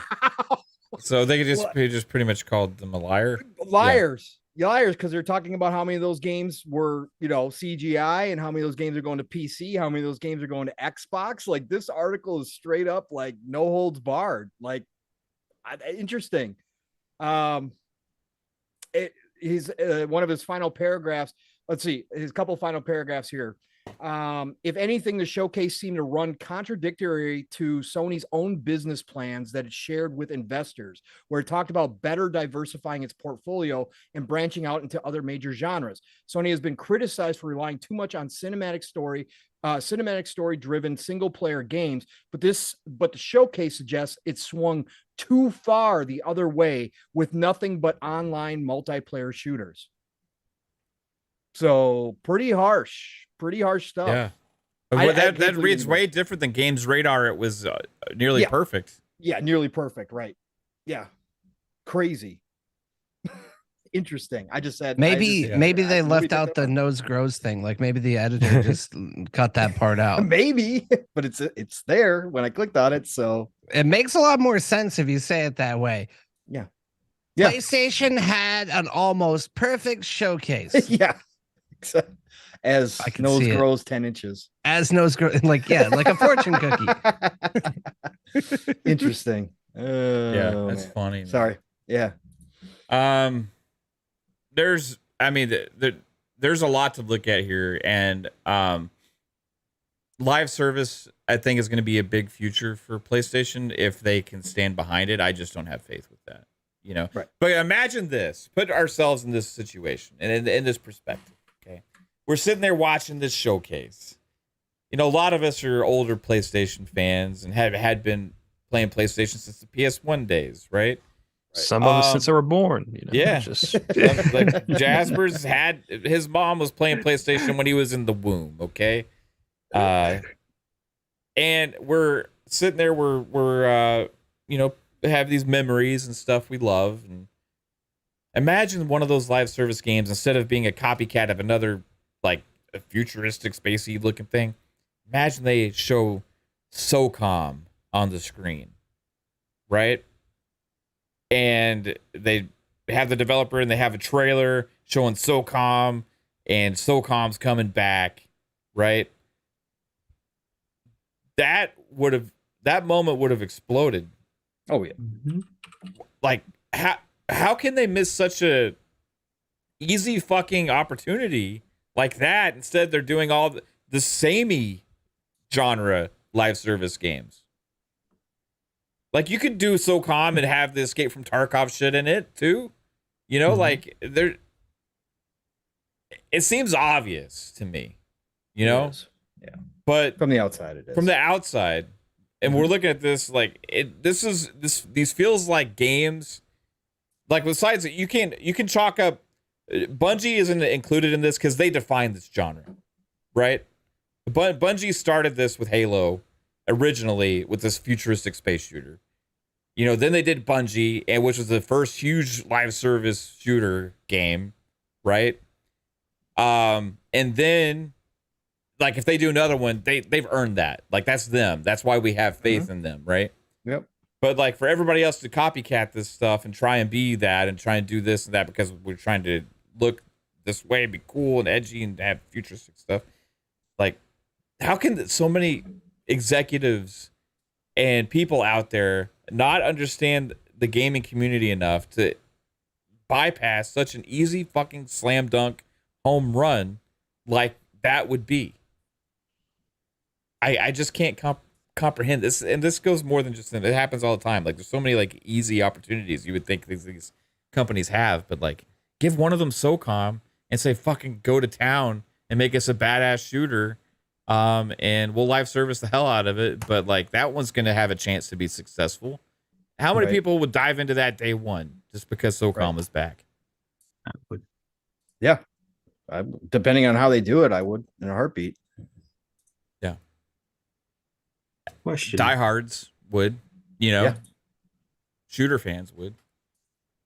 Was that Fuzz? What's the over or under on Bungie being independent again within the next 2 years? Because they did their job killing off factions, so they we're go coming home. Infiltrate Sony, kill all their live service projects, and then leave. But they're the plant. Snipe all the PlayStation games at the surface. That's so fucking funny, man. And then go back. I think they're finally there to stay, because I think a lot of the higher ups that were initially making those decisions to pull out have kind of moved on. So I think Bungie's probably there to stay now. This is where Bungie goes to die. Oh my god. Or chill other hopefully not. I think but at the end of the day though, Bungie didn't kill factions. I think I might have missed a good time to say this, but I'll say it now. It's like ultimately Bungie didn't kill factions. Like Sony brought them in to like be a consultant on it, and Sony's the one that killed factions. Like right. Or at least put it on hold. It is being put out there like Bungie killed this game and stuff. You know what I mean? Like it's not. Yeah, you're right. That's not the case. Like, but that's also not a very good look if Sony's just gonna let Bungie get thrown under the bus either. Like honestly, at the end of the day, like they're there for a reason. So I mean, maybe it is like Bungie's proven though that it's escaped a mega corporation before. Like maybe they do like just go back on their own again. That would be crazy. These guys are probably keep telling us our games suck. We got to get them out of here. Man, I don't know what's going to happen. I don't know what's going to happen there, but I do have faith in their game. It shows that they are also running very independently because the day at or not the day after, right after the show, they announced that it's coming to Marathon's coming to Xbox and PC. Right, and that's initially what they had the problem with Activision. Activision was trying to control them, and Bungie's like, we want to do our own thing. We just want your money to make the game. Right. And you'll get obviously more money because you own us, right? But like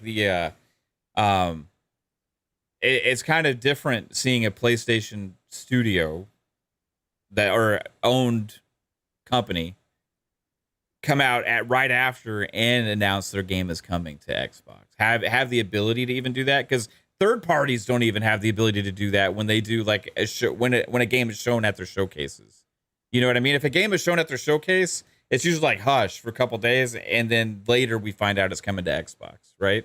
Like Bungie has enough pool there to be able to say that right afterwards, which was pretty impressive. I feel like that's kind of almost like a bright future for the gaming industry in a way. Like, could you imagine if just like every single publisher is just like, all right, well, we're also releasing here and you can play it where you want and you don't have to be separated from your friends that prefer a different device, and you got to actually like make like the best hardware to like actually be like what people choose, or you get to play where you want. Like it just becomes like gaming without the tribalism would just be amazing, to be honest. Like I don't necessarily like even though I like razzing hypocrisy more than I necessarily just like trashing Sony. You know what I mean? Like, it just happens to be there's a lot of hypocrisy when it comes to the relationship between being an Xbox gamer and a Sony gamer. So, I feel like it feels good. This showcase exposed a lot of the like hypocrisy where people came to a hard realization.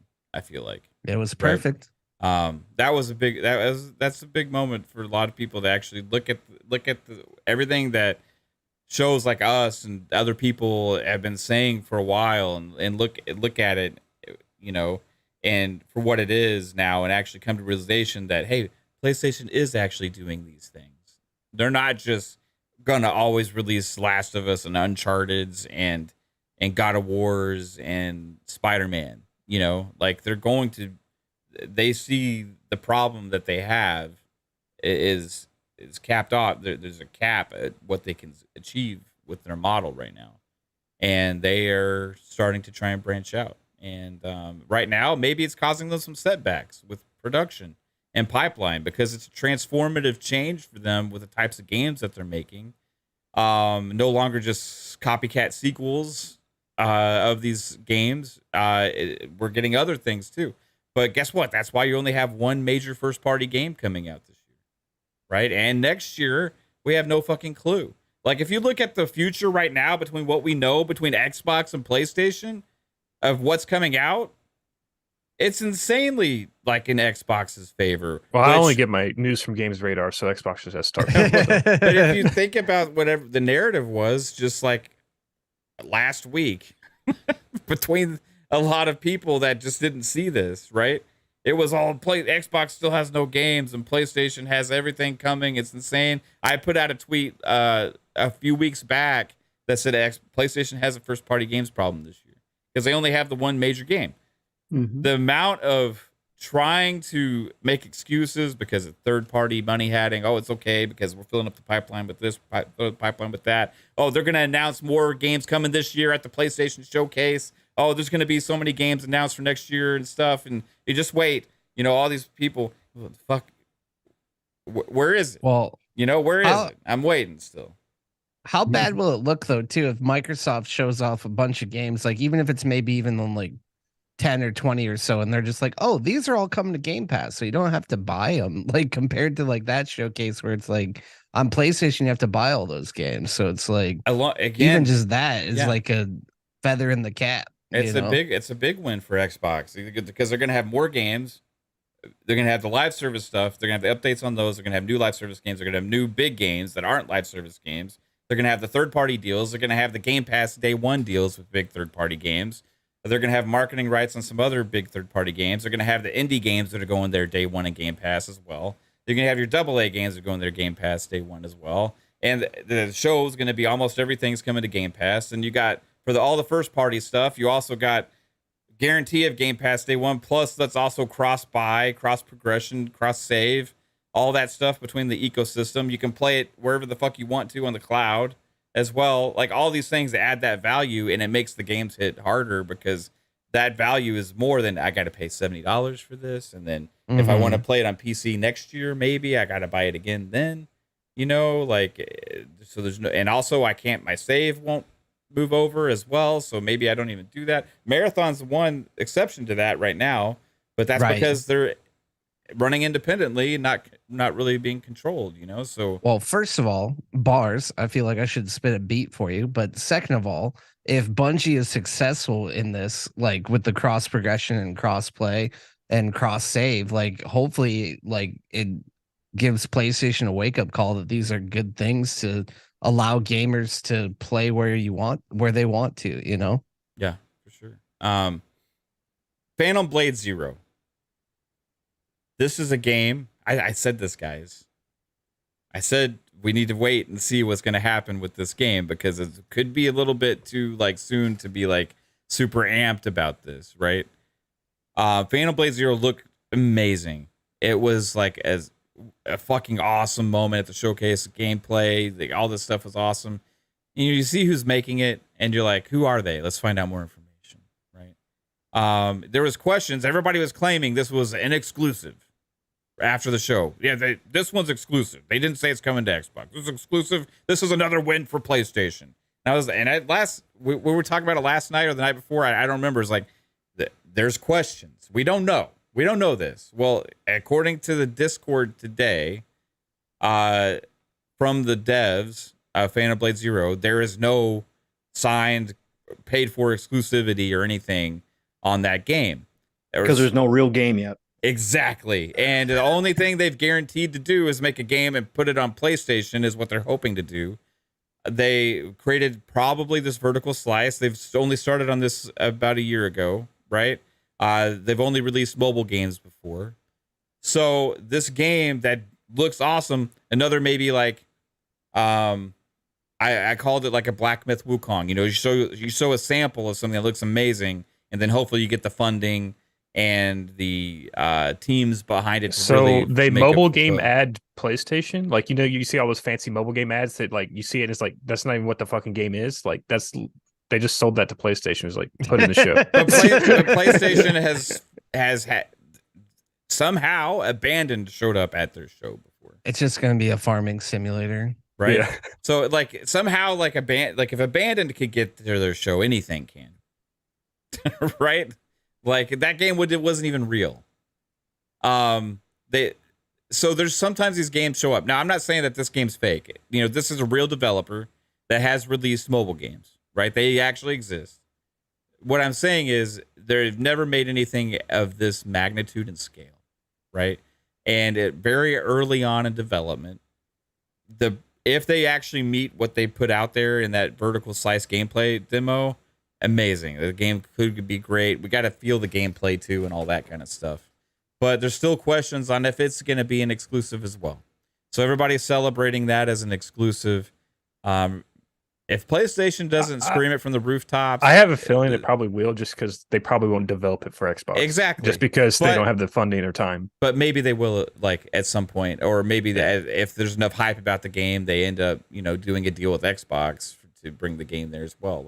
The thing is, the fact that they put out there that there's nothing signed for exclusivity means the door's open for anything with that game, right? At most, they have a marketing deal with PlayStation right now. And we've seen games marketed from PlayStation in the past end up in Game Pass day one. Crazy. It's happened though, right? So it just you never know. Even but very first impressive party looking games game. with MLB. Yeah, MLB The Show is in Game Pass day one. So we'll see what happens with Phantom Blade Zero. But Xbox is there. This is a layup, right? We talked about this a little bit, and you talked about this, Pong, because even with just Starfield, because Starfield's a new IP, so it hits harder for me than Spider-Man because we know what to expect from Spider-Man. Right? Known quantity. Right? Known quantity Spider-Man. It's more Spider-Man. Look great, you know. But it's gonna sell 30 million. Resting your whole show's hopes on Spider-Man 2 was a mistake for PlayStation because it was known. It took up quite a bit of time there. They didn't have anything other big, huge surprises from first party. So Starfield's going to be hitting different in that regard because it's at a separate showcase, first off. Correct. So they're not even counting on it for the Xbox showcase to do anything. Secondly, they're giving it way more time. And also, it's a new IP that we're going to get to see new things for the first time and learn a lot about a project and the IP. And so there's a lot more excitement just with Starfield. Starfield alone could kill the whole PlayStation showcase. And then you still have 90 minutes of the rest of the showcase. And are we sure it's not No Man's Sky, though? We'll get into that here. And then looking at the showcase for Xbox, we know Forza Motorsport is going to do another thing with the career on the 13th at their Forza Monthly. So they're going to, and they already told us they're going to show the cover cars, right? At the showcase. So we kind of already have an expectation there, right? We know kind of what Forza is going to show, and we know what Starfield's doing.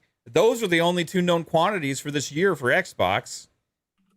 The rest of the entire show for the Xbox showcase is going to be one huge fucking surprise that they got to fill up probably 85 minutes worth of time, right? Yep. So just imagine the shellacking that they could possibly give PlayStation with this showcase. I mean, they really, this could be the biggest point. I don't know what to call it, a point spread. This is like a Super Bowl when you have a team score 56 points and another team kick a field goal, right? Could be a huge difference between what the feeling is coming away from the Xbox showcase and Starfield Direct and the PlayStation showcase. So is Xbox just going to completely kick their ass? I think the one disadvantage that Xbox has is PlayStation's show is going to be so far in the past for a lot of people. That's the discourse is going to be who cares about the PlayStation show? That was 3 weeks ago or whatever. People are already going to be forgetting about it. So it's it's not going to hit as hard as it should if it was right after the show. Yeah, but they would have had an opportunity if this showcase hit for everybody to still be vibing and hyping it up for a couple weeks. Then you have the June 8th show with Keighley and have a couple things there, and everybody's like, oh yeah, man, PlayStation got so much shit. We had the showcase, it was amazing, had all that stuff. Then we got this Summer Game Fest, and we had all this stuff. Instead, right now, we're like, that sucked ass. Hopefully they have something at the Summer Game Fest, right? Where we already know the expectations of just a couple things for Xbox. The rest of it's going to be, cookies, it's going to be goodies, just what's all here, the Summer Game Fest could have a couple surprises from Xbox too, even, who knows? It's crazy. I don't know, man. I feel like this is going to be the biggest slam dunk Xbox has had over PlayStation in a long time. People are saying they're going to fumble it, they could fumble it. Starfield Direct is going to eat this show alive in itself. Pong Soul's right. I know you're a huge Starfield stan, Pong. I am too. But I don't know. It just seems too damn easy. How does this happen? How does PlayStation make it so damn easy on Xbox? How do they make it that easy? Yeah. By being rusty, by not following through with what they should have done in the first place. But again, that's neither here nor there. It's done. It's over with, right? It's spilled milk at this point. We're going to continue to talk about it because it's an epic fail. But at the same time, Microsoft simply has to show up at this point. I see what you did there. I see what you did there, Pong Soul. Listen, yeah, no, they've got. If we'll have to wait and see. Obviously, again, we never deal in absolutes, but is this the closest thing to an absolute that they're going to come out of this smelling like roses? Yeah, it's 99.9% sure in my book that this is the easiest thing in the world. If what Phil said during his interview with Kind of Funny with XCast, that's a given at this point, because again, all they have to do is roll in there. If, like I said, Starfield by itself, if it shows great, if it has 60 frames mode, that's the big thing, right? If it has the 60 frames mode, but it shows great, then that mops the floor with this alone. Let's say that Starfield doesn't have a 60 frames mode. Let's say it has a 30 frames mode, but let's say it still shows very, very well, and they're extremely transparent, and they give us everything that we want to see out of Starfield except for the performance mode. Then, okay, so maybe that doesn't mop the floor, because there's going to be a lot of talk about the 60 frame, 30 frame thing, whatever. That's going to happen no matter what. Would Fable and like say Avowed, Yes. if they had like another 30-second CGI trailer, would that move the needle for anyone? No, CGI trailer. No, it's got to be gameplay this time around. Okay. It's got to be gameplay, right? Yeah. But let's just take Starfield out of the equation. Let's just look at the regular showcase. If what Phil talked about in the interview is correct, and they're going to give us updates on some of those games that Paris listed off, which is the games from 2020 that we're showing off, right? If that is true, and we do get Avowed, let's say we get a glimpse at Fable, we get a good showing from Avowed, we get a good showing from Fable, a glimpse. It doesn't have to be big, but let's say Hellblade 2 or, In Exiles games there, one of those two. Let's just say one of the two. And then you've got a guaranteed great showing from Forza Motorsport. It's locked. They've already won, because then what they're going to do in the middle is what they always do. Guess what? This next segment of all these games are going to Game Pass day and date, and they're going to do a reel of all the third-party games coming to Game Pass over the next, let's say, 6 months. And it's I like it. They're cutting out the 12 months, going straight to 6. Yeah. No, just for the Game Pass stuff. Yeah. Like the coming soon stuff. We're going to see other stuff in there too. But no, that absolutely kills it. That's how bad this showcase was for Sony. Again, it's not coming from an Xbox side of things. There is no line. There is no console party lines here. It's Sony fans saying this was one of the worst showcases they've ever seen from Sony. So that's how easy this is. And again, for the people out there who still want to say, yeah, but it's Xbox, you never know what they're going to do. Bro, this is over with. Xbox is so confident in this showcase that they're opening it up to movie theaters, that we found out. Aaron Greenberg promoted that out. The fact that that's an old Sony. That's an old Sony move, right? They used to do that for the Sony showcases. Mm-hmm. That tells me they are extremely confident in what they're rolling in here with. They would not do that otherwise. They know that they have to come back from the Redfall debacle, from the CMA blocking. There's been a lot of, again, not all of it's in their control. I understand that, but they know that they had to show up and show out. But Phil was talking confidently about this showcase and confidently about the roadmap. So I'm going to believe, like I said, 99.9% sure they walk in here and they steamroll the Sony showcase. And like I said, if they do all of that in their own main part, and then you roll in off of that into Starfield, and Starfield does what it needs to do, bro, that's all the talking points there's going to be. Everything is going to be Xbox talk again, just like we saw at the beginning of this generation when they were on a roll with a lot of good news. And remember, we even saw some media sites actually giving Xbox some props. They could start that momentum all over again with the showcase and with Starfield. This to me is easy win right here. This is it. Yeah. It's so funny how you think Sony and PlayStation could do no wrong. It's like thing after thing, Xbox, like keep fumbling with stuff and all these things. And one catastrophically bad showcase can change the entire mood and environment within the gaming community. Right? Like games media is oblivious, it seems. to what's actually happening. Either that or they're choosing to ignore it. But there seems to be a shift right now where we thought PlayStation had an opportunity after Redfall to really put the pressure on Xbox with just one of the best showcases PlayStation's ever had, right? Instead, they deliver maybe the worst. Right. The Risk going first, right? I mean, even the one where they had and they moved everybody from one set to the other and they had the fucking person playing the guitar or whatever. That was better than this thing. Right. Like, and it's created this momentum now for Xbox to be able to seize. And Mav, what if Xbox shows up to this showcase with 1 or 2 surprises, which is a real possibility? They're supposed to be there. Phil said there's going to be some surprises. There's going to be some new stuff. One's if one of the big ones that we've speculated on or talked about through the past year is there, and it shows up. This is fake, you dumbass. Yeah, take your pick. Yeah, this is your fake, your dumbass, or Pony Tamer 1 and 2. Yeah. No, but if they have a surprise on top of everything else that we expect, that we know this year is potentially going to be there, and we're not even going on a limb like we did last year where we named off everything.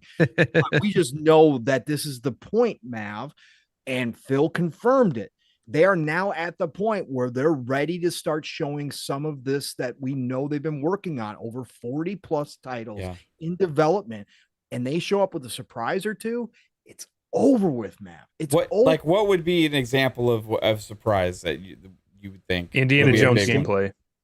Yeah, ZeniMax's online is either Marvel or Star Wars or something, right? Something big, right? Mm-hmm. Any of the ones that we've talked about, right? Maybe Compulsion is ready to show, and all of a sudden we find out why Phil was so excited about Compulsion and gave him a brand new studio to an unproven set of devs and grew that studio. All of a sudden they show up. In Exile's game is shown and it blows up because we already know the talent in Exile, right? But this is their first AAA.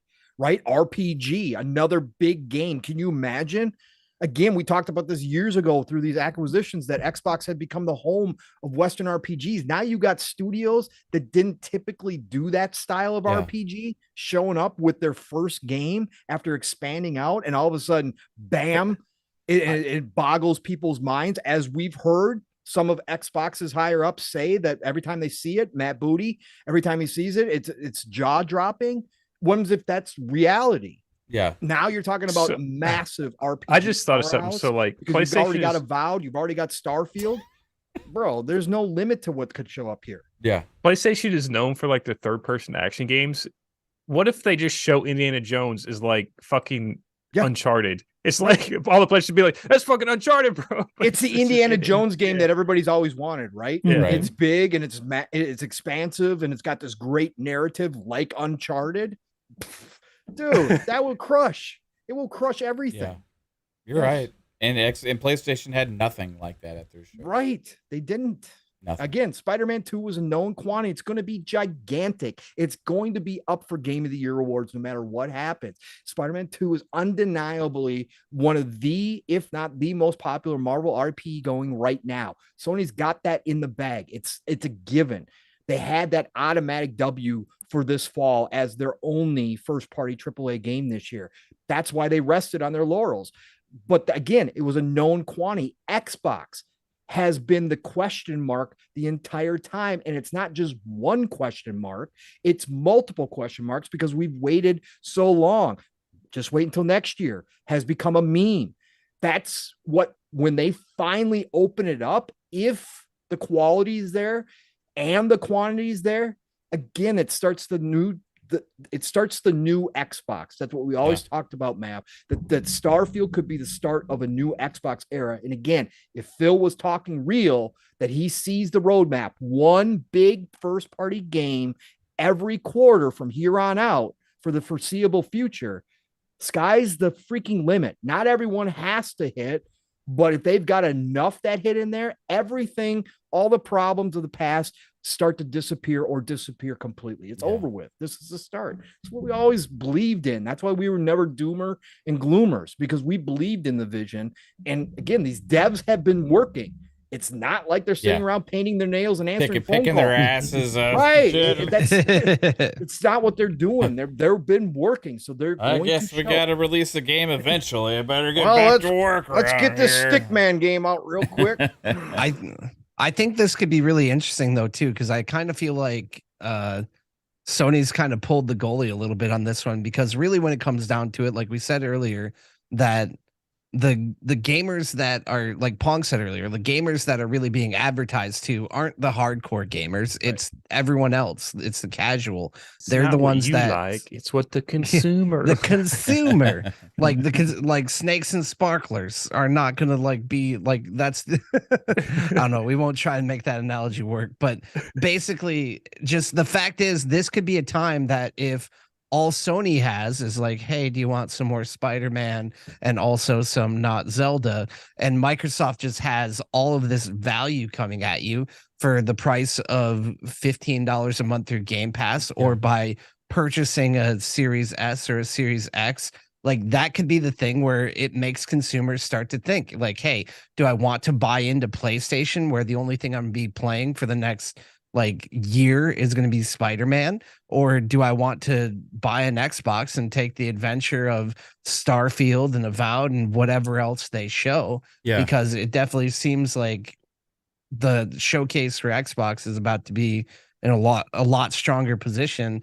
And if I didn't have an Xbox or a PC, like I'd be probably starting to consider the really what that reason is, because Sony hasn't really made a compelling argument to stay inside their ecosystem with this showcase. Yeah. I mean, you make some good points. Like, what is going to be that aha moment for the people that have been ignoring the Xbox ecosystem? That have been, you know, like, will it happen finally at this showcase? If they have so much stuff and then they really realize, shit, I can play all of this like with that for $15 a month. Like at some point, that there's going to finally be that aha moment for people that were like, it's just like, I don't like what they're doing. You know, I'm just waiting. I don't feel like waiting for their games. You know, they got nothing over there I'm interested in. At some point, maybe it's like a Hellblade 2, like at this showcase with like groundbreaking visuals. And if that shows up here, like Hellblade 2 just fucking makes you have an eyegasm. And you're like, I didn't see anything that looked anywhere near like that at the PlayStation showcase, right?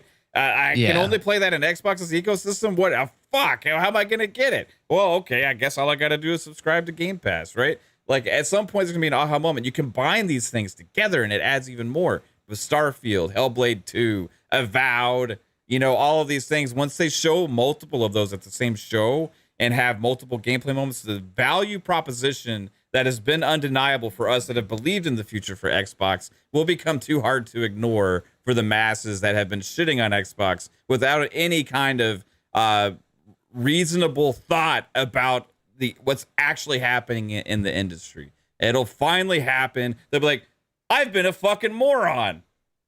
What have I been? Ostrich forever. Why have I been like saying Xbox doesn't have anything that they're developing, or like even the IGNs of the world? At some point, the pressure has to be so strong from the actual realistic world that we live in that it cannot be ignored, right? This year has already proven the fact that things can happen differently within the Xbox ecosystem because of the amount of first-party games that have released this year. And it's not unreasonable to think once the big games start dropping in succession with all these other kind of games we've gotten this year, that things are going to really finally turn around. We got a couple super chats to get to. Fill my drip. I had to say that while you were taking your drink, Pong. Fill my drip. That's not even his name. That's just what Matt was saying. Yeah, no, I see it. I see it. Fill my drip with the $5 super chat. It says, is it safe to say all the third party at PlayStation Showcase isn't coming to Game Pass thanks to PS marketing deal? It's happened before, actually, at PlayStation Showcase. They've showcased games, and then somehow something happened to where a game has come to Game Pass day one. MLB The Show. Well, MLB The Show's one for sure. But like, there's another one that I can't remember off the top of my head specifically, but it was shown early on at a PlayStation showcase, and then it ended up coming day one to Game Pass.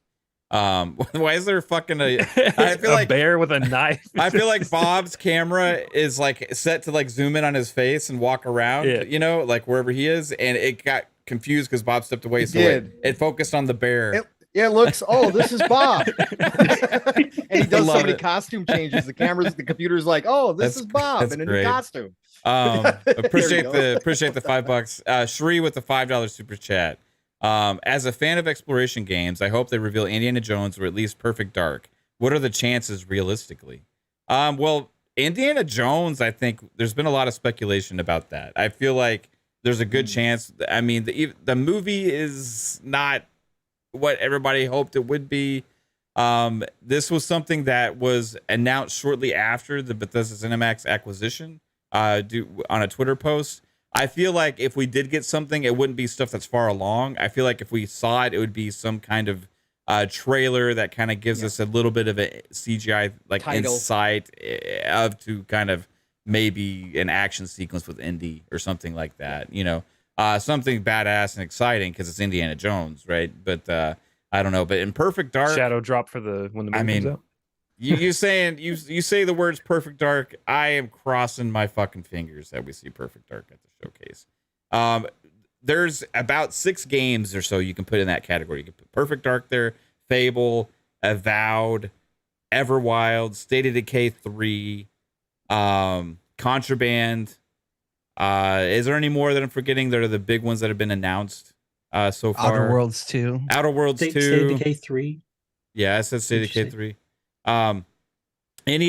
We're gonna get 2 or 3 of those games because Phil said we're gonna get updates on a couple of those games to Paris when Paris ran down that list, right? So we're gonna get some updates on some of those games at the showcase. We just don't know which ones.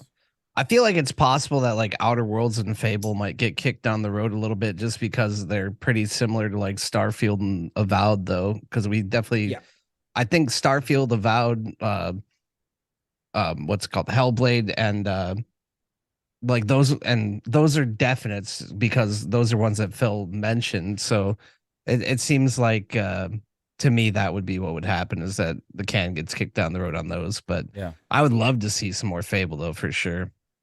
Yeah. Oh God. I think that like if I was to make a bet on one of the ones that would be like there that we're not expecting, maybe Fable would be it. Right.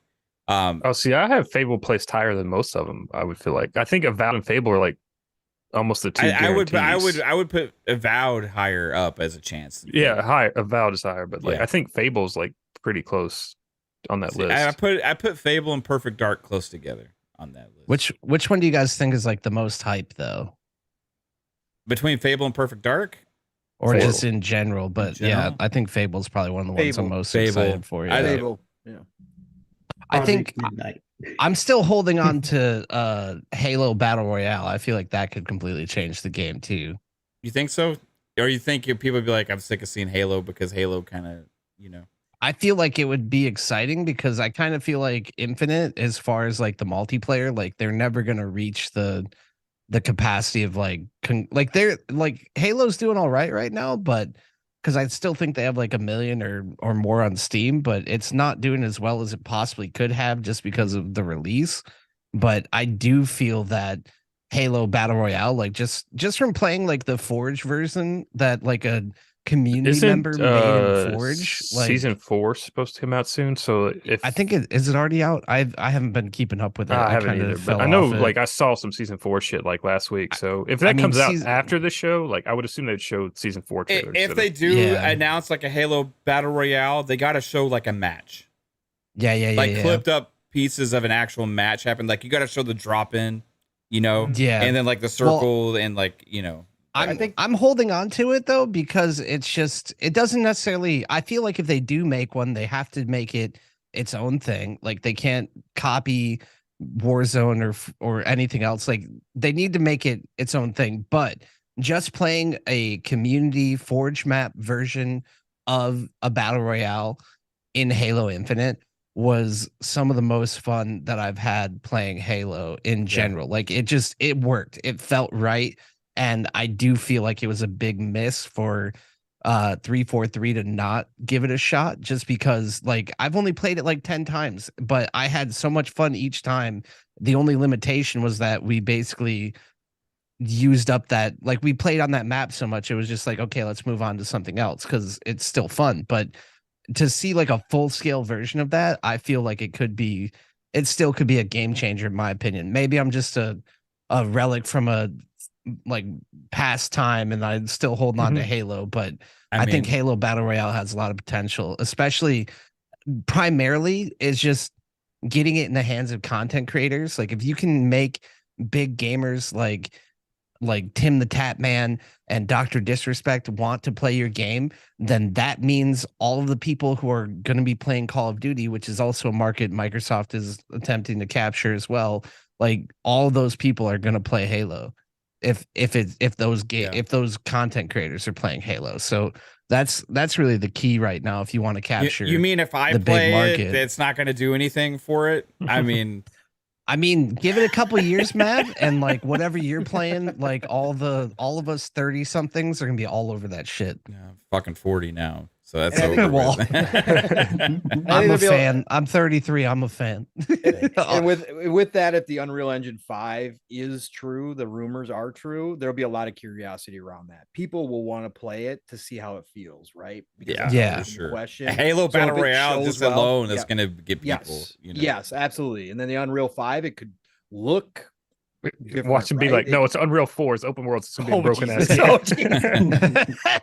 We got our best people from Arcane on it.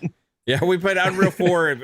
We can have 5 players in the Battle Royale, and you're all tethered to each other. You're all tethered. Like you can't go too far away from each other. Frames. And it's 30 frames because this is an Unreal Engine 4. Everybody that wanted fucking Halo to move to Unreal, this is what you're fucking asking for. Let me tell you right now. Like, no, I'm just kidding. Fortnite's proven you can have a Battle Royale in Unreal and it be successful, right? So, it'd be funny if it just looked like Fortnite. It's just like just Spartans running around everywhere. Yeah, I mean, technically, Master Chief is already in Fortnite, so it's not a far-fetched idea. Yeah. There's a lot to look forward to. Psycho, you've been ultra quiet, so I got to get you involved. What's he playing? He's playing something. Nothing. Yeah, you are. No. He's playing Diablo. He's playing. I ain't playing nothing. What are you playing? Nothing. Games with our hearts. Why are you saying nothing like that? Box the Clown. Nothing. What are you playing? No. I'm playing with ponies, hearts, and emotions on Twitter. He's playing Twitter. Okay. He's playing Twitter. Psycho, what surprises could be at the show? Like, like Pong kind of ran down some things, but like what would like just ultimately kill if it showed up? Ultimately killed at the Xbox showcase. That's exactly what I said. Ultimately killed. I would say having gameplay with Avowed, Fable, the Compulsion and Exile games are there. They don't have to give us gameplay, but if they do, that's even better. I would be really excited for the stuff that we don't know about at id. I know we probably won't get nothing from what is it, the Elder Scroll Online people, ZeniMax Online. Yeah, ZeniMax Online. I know we won't get anything there. Why? Because if it is a Starfield MMO, like you said in the past, it wouldn't be. It's not Starfield though. That's their second project. If that's their second project, then all this is more likely could be more DLC for that, or maybe. Well, they got DLC launching in June already for ESO. Okay, so I mean, I don't know what other project they can do. Well, there was rumors that it could be a Star Wars or a Marvel IP. Now, those were rumors, or it could be a fresh, brand new IP that nobody's ever heard of that they could be working on. Yeah, this is true. So what was that code name, Mav? Skullsy's code name that he's had forever. What is that name? Oh, I can't Spy Team? remember. Spy Team. Yeah, Thank Spy you. Team. Yeah. Yes. Spy Team. Yeah. Yep. Could be that. yeah, I mean that'd be interesting if it's Spy Team because we really don't know anything outside of a code name. But I'd be interested in a lot of the stuff that we don't know because that's more interesting in the excitement of everything. But outside of that, I'd love to see maybe what the coalition's been working on. Maybe they're teasing. Even though, yeah, we heard reports that they stepped off of whatever projects and moving on to Gear 6. But what if that project is actually Gears, the Marcus Phoenix collection, like remastering the Gears 2 and 3 that they've been working on this entire time, remastering that game in Unreal 5, and then giving us a collection where we can kind of like a Halo Master Chief collection where we get to play all the games that we kind of been hoping that they kind of been alluding to. So I don't know. There's a lot what ifs and probabilities that will happen at this show. But at the end of the day, it's exciting. Because we don't know what they're gonna show. And it's just one of those things that's like I really hope it's something just really phenomenal, Yeah. So we'll see. Good night, Prey. Have a great one. Topaz Girl, if that ever happens, that is something that a lot of us have been asking for years. It would be fantastic. Topaz Girl said, can they get with Todd McFarlane and do Spawn? With the news, I know you have too, Psycho. We've been on this, especially now that Todd McFarlane is supposedly working on bringing Spawn back. I think he's going to do another movie. My God, to get that IP and have a game on Xbox. Oh my God, it'd be so awesome. I'd love to see that. I want X-Men. Yeah, so do I. You know that. That's my heart. Like so, it just built like you could see a multiplayer element, like not Avengers.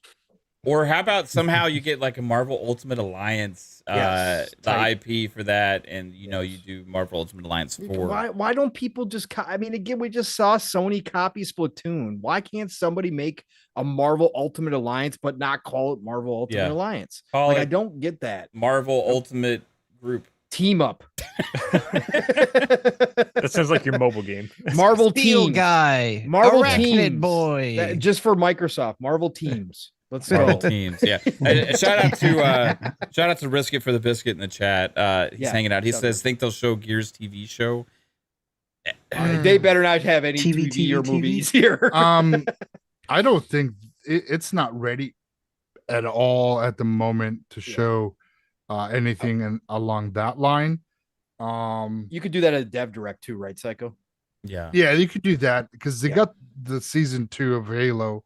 That finished filming like last month, so they probably haven't edited anything together to make a trailer for the Halo shows. But if they did something real quick, like a teaser, a snippet, like stay tuned for whatever of the here, but here's a snippet of season 2 of Halo, and it's like a 30-second teaser of what next season's going to be. That could be easily done because we still got 2 weeks almost, or 10 days about before the showcase. So they could do something like that, just a small little snippet, nothing like because that's new. It's not like they're showing the Gran Turismo trailer that everyone saw that they've released like 2 times already. This would be fresh, something small, and kind of gives you like, all right, oh, that's cool, that looks different. They're all looks like they listen to the fans. They're on the right direction. Master Chief is not really talking so much. He's not taking off his helmet so much. and we're not seeing his ass cheeks so much. So that'd be a great thing. But no, I think we'll see a lot of really great surprises from the showcase. And again, I think we'll see Gears Master Chief Collection or whatever the fuck they're going to call it. I think we're going to see that. And some other games that we don't know about, third party, some surprises. We might see some games that were announced at Sony's showcase at this showcase, kind of like, you know, who knows? Like maybe, I don't know if Metal Gear Solid would show up, but the other games might make an appearance. But if they show new stuff, never before seen games from third party and first party, that right there, if they have some really, really great showings of these games and gameplay, this is leaps and bounds better than what we got from Sony, just on the gameplay aspect. Because really, I think what Spider-Man 2 and the Phantom Blade Zero's only the pretty much the two games that kind of gave us gameplay, minus Phantom Zero's really wasn't a hands-on, like this is in game engine type gameplay. It was just more of a vertical slice of a promise. But we've seen too many of those only on the Sony side so far that have not developed into anything more, hopes and dreams and just, factions and them abandon the game. So we'll see if anything comes out of that game. And it's not, and it's multiplayer possibly. Yeah, for sure. All of what you said, I agree with. You stopped listening about 20 minutes ago. No, I didn't. It was great. There's going to be a lot to bring to the table for Xbox. It's just a matter of what do they choose, right? They got so much shit. It's like pick one out of a hat. It'll destroy PlayStation Showcase. That's the thing. Like which ones? You could Pong. You running through some. You pick 3 or 4 of them, or pick 1 or 2 of them, and that's all it takes. Because Starfield's already the proven. You know what I mean? So it's I don't know. It's gonna be it's a slam dunk. Fuzzy, what's a big surprise? What could be the big surprise? We're talking about surprises, not the gimmies, not the Forzas and Starfields, but the surprise. I'll go with what Rand and Jez was saying earlier. Grand Theft Auto 6. Because it didn't show at the Sony showcase. So. You're speaking Kate's language right now. So yeah, I mean it's coming out next year supposedly, potentially, right? I would say the only thing with that is Rockstar usually likes to put images up a few months before they actually make the announcement, and we haven't seen images of anything yet.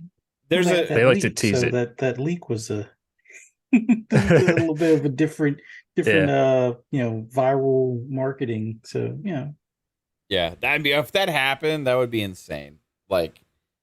How much? I mean, marketing rights for GTA 6. What does that run you? $3 billion. It's definitely in the hundreds of millions. If I'm not mistaken, and I swear I read an article about this way back.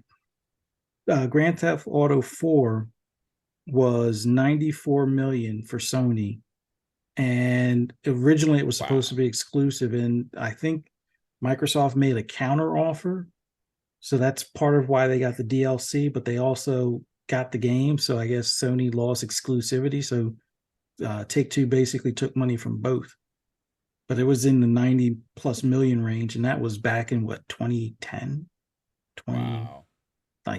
AJH's comment is Phil comes out with GTA 6 tattooed on his ass. Oh yeah. That would be nuts. For me, it's could you imagine?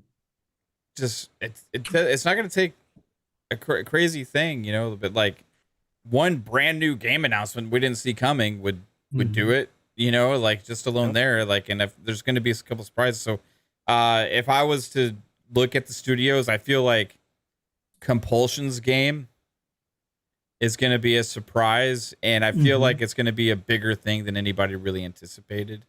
you know. Besides that, though, I look at it and I think something from Bethesda side that's going to be licensed. No, but hold on, that's going to be licensed, right? Like because we know that Lucasfilm and Marvel and all these people were approaching all these different studios, and we heard that leaker, the person that made the YouTube video talking about KOTOR and what happened with that. So you're saying Obsidian's got KOTOR now? Is that what you're saying? No, I'm not saying that. But we know that Obsidian at that time, we can only pray, had pitched a code. No, that's Arcane. Had pitched KOTOR at that point potentially to Lucasfilm. This was before acquisition, right? So there's studios that have interest in third-party games at Xbox. But there's Bethesda's ZeniMax side. Because we know that because they're making Indiana Jones, right? I remember at the time, Scholzy, who is a very legitimate insider of Bethesda, he guesses sources. I'll maybe say his sources. He knows people there. He knows people there. So he had the Hi-Fi Rush name early on. Okay, there was not very many people that had that. There was only a couple. Okay, Scholzy had that, right? He's also been talking about the spy team thing. Yep. One of the rumors that Scholzy had put out there around that time was that there was a licensed game, another licensed game at potentially a licensed game at Bethesda, ZeniMax. And we all ran with it thinking it could be Star Wars or whatever. Now, what we don't know is which studio it is, and we don't know what property it is. But being that they already have Indiana Jones, right? And if Scholzy watches this later and I got some of this wrong, I apologize, but this is what my mind and my memory is telling me right now. When we were on a show with Boom. I feel like there could be a big third-party license from Disney or somebody that could be timed to show. We know that there is some excitement permeating right now at ZeniMax online. We had a developer friend of the show on earlier this year. Insane Cakes. Shout out to Insane Cakes if you're watching this or if you watch this later. And he seemed really excited about this year. He couldn't say specifically what it was, but basically saying that this was a very exciting year for Bethesda ZeniMax. And that we haven't really had a lot of Bethesda ZeniMax news yet, except for Starfield stuff. That lets me think there's going to be something big at this show. Now, he didn't tell us that. That's just me speculating based on energy that's being kind of put out there. Because he didn't say anything. No, he didn't say a damn thing, right? Yeah. But based on just like his energy about like seeing positive about this being potentially a big year for them, right? And because we try to ask questions and we understand what you can and can't answer and all that kind of stuff. But he did seem pretty damn excited about this year. So just my vibe has a feeling that something big from Bethesda's ZeniMax side is going to be here, and maybe it's tied to that third-party license. At least I'm crossing my fingers on that, right? And if that happens, that could be alone again. That could be something big there that can happen that could dominate the news from this show. Or it could be something that's kind of a give me, like we think Hellblade 2 is going to be there. Again, like if the graphics of Hellblade 2 completely amaze us and we see the pure gameplay, right, we've been waiting for from that game, again, that could be enough to do it. Like, this is just it's a slam dunk, I think. We'll see what happens. I mean, we're not going to get everything we want, but we're going to get some of it. So that's why I think they're going to kill PlayStation. Besides that, we did get a little bit of ABK news today, everybody. Mm-hmm. The official appeal from Microsoft has been filed with CAT regarding the ABK acquisition in the UK. And Microsoft basically says, hey, CMA, you suck. They said that your numbers were wrong on the amount of our market share for fundamental errors in your market share numbers for the cloud. And what else do you have that, Pong or Fuzzy? As far as the UK stuff. Yeah, I remember the one where they said there's fundamental errors with that, and I there was 2 other points I think that they made. Yeah, hold on. Yeah, I'm scrolling back unless Fuzzy finds it first. Here. I've got the full version. So which one did you say? So the ground one was the respondent made fundamental errors in the assessment of the applicant's current position in cloud gaming services by failing to take account of constraints from native gaming, access games installed on their devices through digital download, undermining its SLC finding. Ground 2 was the respondent erred in failing to take proper account of 3 long-term commercial agreements which the applicant had entered into with cloud gaming providers. Obviously, we know the 10-year plans. Ground 3 was the respondent's finding that Activision would have been likely to make its own gaming content available on cloud gaming services absent the merger was irrational and arrived at in a procedurally unfair manner. So again, I didn't realize that the CMA had stated that they thought Activision would make their own cloud service. I never heard that because KhAos came out and said we never had any plans to do cloud. Yeah. The ground 4, the respondent's findings that the applicant would have the ability and incentive to foreclose rival gaming services by withholding access to Activision's gaming content post-merger was unlawful. And 5, in assessing remedial action for the SLC, the respondent erred in law by proceeding on the basis that it had a duty to impose what it described as a comprehensive remedy, thus failing to consider a range of remedies and assess their benefits and detriments in the round. So basically just saying the CMA never took into account any type of remedies that Microsoft had put forward. Mm-hmm. They just said this is the only remedy that's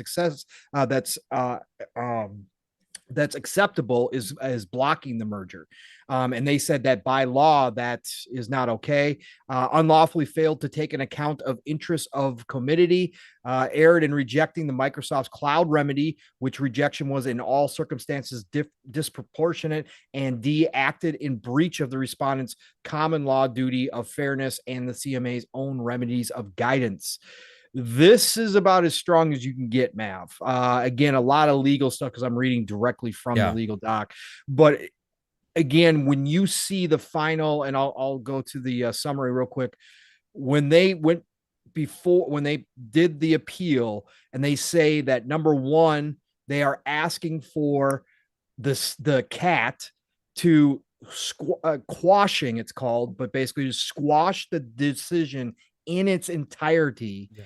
And an order, they're asking for the CMA to pay for this appeal. So all the attorney's fees that this resulted in.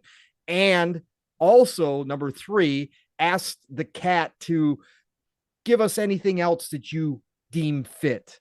So they're not going into this saying, hey guys, can we just talk about this? No, they're walking in and saying, you guys want all damages. Bullshit. We want damages. And oh, by the way, Kat, if you think we deserve some more, give that to us as well, because that's how ridiculous this is. So they went after every weak spot of the CMA in this. Yeah. And are they going to get everything? Probably no. Yeah, but this puts pressure like coming this strong. Oh, yeah.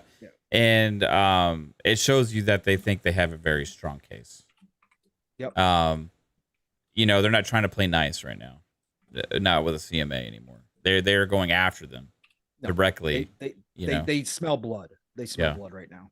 And it's gonna be interesting to see like what the process goes from here. Right. That's what I don't really know. Like how long it's gonna take, how long it's gonna play out, how Cat's gonna look at this, if how much of this is gonna be expedited, are they gonna let it drag out into 2024, like any of that kind of stuff.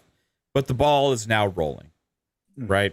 And this is the last piece that has potentially been keeping this deal from being closed now. So we'll see. We'll see what's going to happen. And I don't think Microsoft is going to let the CMA block this deal for them. I mean, they're going to go out fighting with everything they got. And if people thought that Microsoft was just going to renegotiate and bow out and stuff like that, or say, well, we tried, this kind of language and this appeal is very opposite. Also, Activision Blizzard appealed as well. They had their own appeal. Yes. So that's very. I think that's important. Because if they really didn't want to fight this, also they could be like, we're just gonna wait and see what Microsoft does. But they want to do this deal too. Jay Rembrandt with a $10 super chat. Appreciate you, Jay. Says, I got a strong feeling that the CMA will either be ruled against or the CMA will just reverse course and the ABK deal will be approved by the deadline. I think that's what Microsoft wants. Is that realistic? I don't know. But there's a lot of heat right now on the CMA. So yeah, it's going to be interesting to see what they do under pressure. There are other things that were being talked about today and maybe some of yesterday regarding the senior director or something of the CMA having past ties to Sony. I don't know how much that plays into any of their decisions they made or whatever, but it is something that is at least interesting that's being asked about out there right now. I don't know. At least recused himself from the proceedings. Yeah, and I was listening to Jez talk about this on Xbox 2 when I was listening to their show, and he was talking about that this guy they had to make answer questions about him in the past being recused, not being recused as well. So it's interesting that that's a thing. Is Microsoft putting a lot of pressure on that aspect? I don't know. I think it would take Microsoft and Activision Blizzard really putting that pressure on for that regard, for that to have a lot of significance. Otherwise, I don't know if it's going to play a factor at all. But anyway, guys, it seems like this ABK thing is going to get even more interesting. But we got showcases coming up, so this is going to kind of fly under the radar, I think, until after. It'll be nice to have something else to talk. It's nice to have something else to talk about aside from the acquisition, for sure. Yeah. No, more acquisitions. Let's go. More legal talk. Let's go. Could you imagine though, like if we found out some news about this, like regarding like See It Cat, like a kind of like hearing that they kind of siding with Microsoft or something right before the showcase? That'd be huge. That would be huge. Topaz Girl earlier in the chat had asked a question about, do we think that Microsoft could also announce the friends and family plan at the showcase? That'd be nice. Yeah, I think it's time. But people are already testing it in insider programs and all this kind of different stuff, and it's available in other countries with insiders and stuff like this as well. I feel like it would be time finally, but I don't want them to announce it at the showcase. I want Xbox to announce it the day before the showcase via like an Xbox Wire news blog post. Let everybody talk about that when everybody's doing their shows and be excited about that as well and talk about that aspect. Because then the next day, leading up into the showcase, there's extra hype about it, knowing that much more value is added, right? So like I want to go into the showcase knowing that, not necessarily have taken the time at the showcase to give to it, if that makes sense. If that was Microsoft, that's how I would do it. Anyway, so we'll see. It's gonna be a very interesting. What was it? 15 days till the show now. Mm-hmm. Crazy. 15? Yeah, and it's gonna fly by because we're gonna be playing Diablo next week. Yeah, we are. It's gonna be so good. We'll be playing Diablo. I already got my copy. Yes, Psycho. We know. Did you get your copy today? Wait, Psycho. Did you get the copy today? Did you go? I heard you went to Walmart. I got the fucking premium edition, son. The ultimate edition. You joined us. One of us. Yeah, one of us. Let's go. So I wanted that special pony mount. I'm sure you did. You want to mount things all the time. So want to mount ponies. We'll be. You guys just got to get a copy of Pony Tamer. It's fire. 1 and 2, or just 1? They're both coming out this year. Yeah, they're both coming out this year. So new hit franchise. We will have a special PM in the PM next Thursday. Yes. We're gonna be playing Diablo. on PM and the PM. If you guys thought we were going to let a podcast take us away from playing Diablo on launch night, we're gamers first, everybody. Yeah, we're playing Podcast Diablo. while gaming. A special PM and the PM Diablo launched at launch edition. Oh my god, it's gonna be so massive. It's gonna be so much fun. So this is gonna be fun next week because we're having that on Thursday night. Yep. And then on Friday night, next Friday at 10 p.m. Eastern time. Post-launch Diablo stream. No. Second night of launch. Yeah, we're doing we are going to have our fun speculation E3 prediction special. So you're saying we have to stop playing Diablo? Just for a couple of hours, maybe? Just for the prediction segment, and then we go back to Diablo? So the whole thing is a prediction segment. Can we all roll in one at a time and do our predictions and then leave and go back to play Diablo again? Sure, Pong. Yeah, go ahead. Yeah. I took the day off to play Diablo. Right. I know. So the Friday night on the 2nd, we are having our Fun Speculation E3 prediction special. The last couple years, I did this big thing where I did all these interviews and I had all the time to like edit them and like put these big videos out. They're still on the channel if you want to check out the last 2 years prediction specials. This year, going live with it. We're going to do it live. I'm going to have specific questions. I'm going to ask to the guests. I'm going to get 3 predictions from each person, and I'm going to ask each person 3 questions, and we're going to have a blast. And if you've watched any of them before, you know that it can get a little silly with some of the answers and stuff like that. We will have guests rolling through as well. You'll see some surprise faces come here from the community next Friday night to give their predictions and stuff like that. So I'm looking forward to that show. But other than that, guys, this has been an awesome time tonight. And you know what? Time to wrap it up. It's been long enough. And we killed PlayStation like we should have because they sucked this past week. We gave hype for Xbox. As an Xbox podcast, I feel like we have done our job. Can we extend it for just a second? Yeah, the phone party's about to start, so we still got time. Yeah, the phone. No, just for a second. I know you're gonna talk about Destin. No, I'm not gonna talk about Destin. No. And shout out to Destin. I love you, brother. I watched your stream, by the way. It was still a weird comparison. Why isn't people making the comparisons about every other fucking big game when it comes to something that's in a very vaguely similar genre? You saw my I saw it. I was trying to talk. Weird energy. He was avoiding my comments. He was answering everybody else's, which was kind of funny. Anyways, I had to ask Fuzzy real quick though, quick, Fuzzy, briefly, because I know tomorrow night you're going to talk about this a lot too.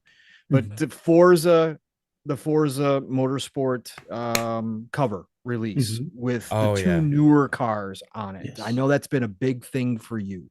Do you think that they're putting those 2 new of cars on there where we're going to have a nice list of newer cars? What do you think?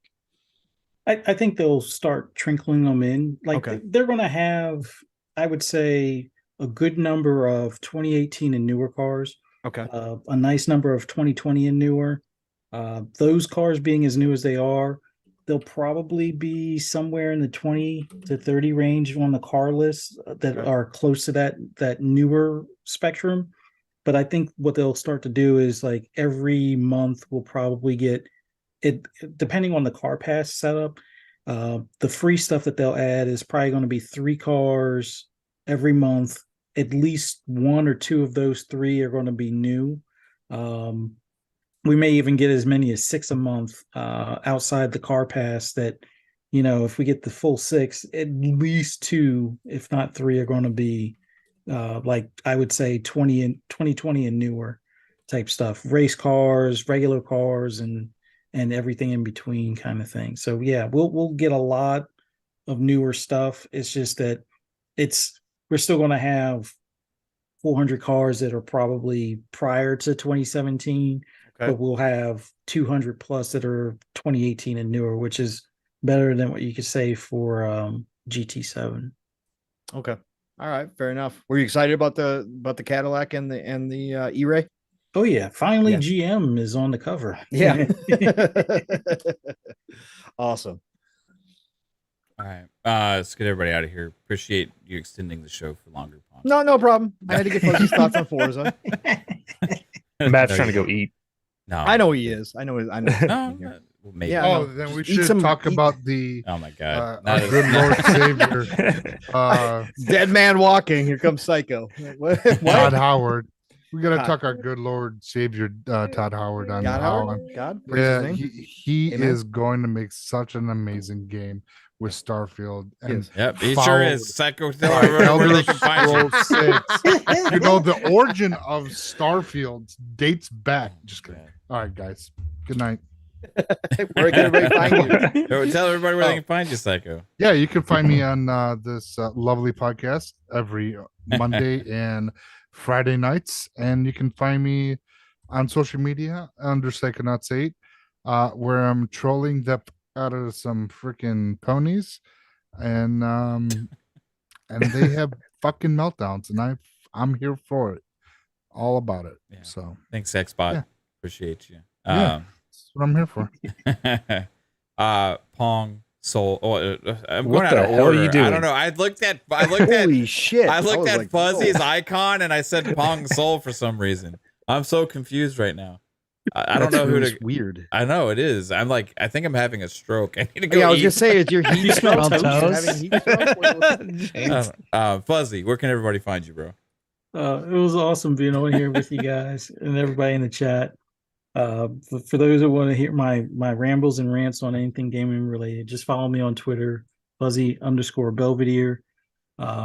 Catch us, me and Pong and PTK tomorrow on the Shop Podcast at 9 p.m. Eastern Standard Time on PTK Blam's channel. And for the rest of the weekend, be safe. Enjoy your, hopefully, if you have vacation, enjoy your time off. But be safe and have fun. And see you guys next week. Awesome, man. Thank you, sir. Jasper, where can everybody find you? Okay. I don't know what order I'm going in right now. Yeah. Lord Jasper Twitter or Master Jasper YouTube, all that fun stuff. AI Game News Twitter, check that out. Monday, Friday, 10 o'clock right here. Fun Speculation Network for FSP and Xbox Ultimate. That's where I'm at. So check that out. Right on, man. Appreciate you. And good old GamePassDad. Bob, where can everybody find you, sir? Thank you guys again for having me and putting up with me. I'm definitely happy every time I get a chance to come hang out. As always, I'm doing way too much. GamePassDad on everything. Twitter, Twitch, YouTube. Been working hard on the YouTube streets, trying to make some more videos, and also just started a new podcast that I do Fridays before this on my channel called Girl Push-Ups. We also have a channel on YouTube. It's like what? It's called Girl Push-Ups. It's just Push-up bras or no, just girl push-ups, like the knee actual push-ups. physical movement. Oh. Okay. Yeah, it's like it's just a thing. Like Is it's it like more of a workout it's just- podcast? Or? It's like a general entertainment, like just content podcast. We talk about like all kinds of different things. Are the and, push-ups punishment? no, it's just the name doesn't really mean much. It's like a okay. I was confused. It's Sorry, like Pop. it's like a punk band. Like I thought it was literal. That's what. No. Okay. We usually like today. We the first episode. It was right after Mother's Day, so we made stepmother's day cards. Today we did fake ad reads for we did fake ad reads for like just like advertisers that don't exist. Like my advertising company was Andrew Tate's Cam Girl Company, and we like to. Wow. I had Chat GPT write it for me, and I didn't really proofread it very well. And it was like, we separate the business from the advertiser. It was not good. But yeah, we do top just. G today. What was going on? I was not a top. I'll never be a top G. I'd rather be a bottom G before I become a Wow. top G. To be honest with you, that's how much I hate. Me and my homies hate Andrew Tate. But anyways, yeah, I'm just working on a bunch of stuff, streaming Wednesdays and weekends. You can find me dumping my brain out on Twitter all the time. And check out my YouTube. I've been doing a lot of cool stuff there, but I'll always be here whenever I can make it. And thank you guys for always allowing me to be here. So I appreciate y'all. I can't imagine what one of those stepmother's day cards sounds like. Well, thank you for getting between my mom and my dad and ruining my life. That was one of them. Thanks for getting stuck in the washer. Mine were kind of like more like gifts. Like I made like hold on, I can probably pull it up real quick. I made a washing machine that had a exit door on it. Where's that? A washing machine that had an exit door on it? Yeah. In case you got stuck, like It had a Psycho back just door. Yeah, it had a back door. Or Is it a glory hole? there was one that A there was glory one that hole in a Carmi- washing machine? Like you just open the There's one washing that- machine, the dick pops out? Yeah, there was one It was that a I don't Carmi know. That's gaping at hole. 3 bits place. I don't know. That was a gaping hole. Or I does don't someone know say where. in the washing machine, you just put your dick in Oh, the here washing they are. machine? We're all Here they interrupting are. Papa. Here we go. Yeah. Let's go. Oh, you guys are fine. I deserve to be interrupted. But no, it's like a washing machine, but it has an exit on it, like so you can't get stuck. Nice. Or Nice. I like this it. one is a coffee table, but just taller, so you also can't get stuck. Just things like that. It was funny. Oh, my God. Yeah, it's just a dumb little podcast where we do stuff like that. Hmm. But thank you guys. I appreciate all you. Sounds fun. Sounds like a blast. Pong Soul. Yes, sir. Or Fuzzy Soul or Pong Whichever Belvedere. one. Doesn't matter. Yeah, that's fine. Where can everybody find you, bro? Hey, everybody, what a great night, brothers. Great conversations. Again, love coming here on Friday night after talking with Mav on Thursday night, getting different perspectives on everything going on. What a week of news. And obviously it's been fun out here in these Twitter streets. And here tonight, the shows have been absolutely lit. And that's because of the chat showing up in record numbers and having really great conversations along with us and having a fun time. So thank you all for joining us.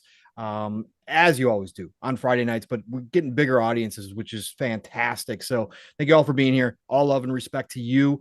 Listen, it is Friday night. You can find me Pong Soul on Twitter, Pong Soul on Xbox. Tomorrow morning, living split screen. Steel Rain's in the chat right now. My brother from another, he's upset to say the least.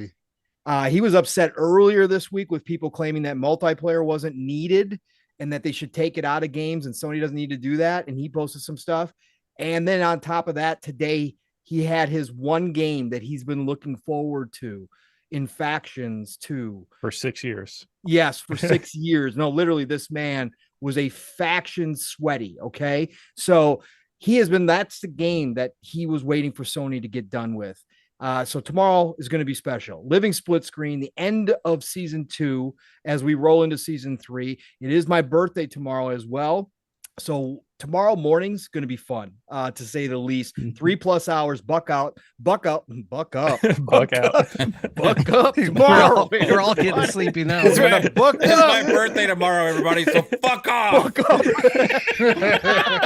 It's my day. Oh my God. I get to call the shots. I need you all to show up and buck up. All right, let's go. Does that mean we all get to sing happy birthday to Pong? Are you asking us to like get on your knee or something? I'm confused right now. What's going on? No, so buckle up because tomorrow morning, living split screen is going to be fun. 10 a.m. Eastern, 9 o'clock Central Time. Be there. Tell a friend, bring a friend. Mission 1K still in full effect.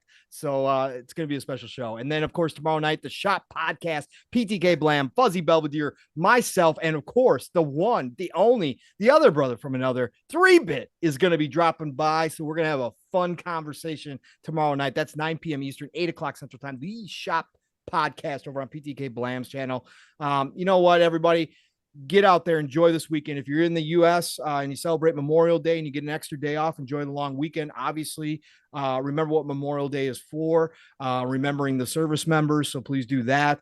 And again, rest in peace and Godspeed to Tina Turner. Awful loss, but she went out the right way and she did it her way her entire life. So the Queen deserves some respect. So again, sad loss for us. But man, what a week.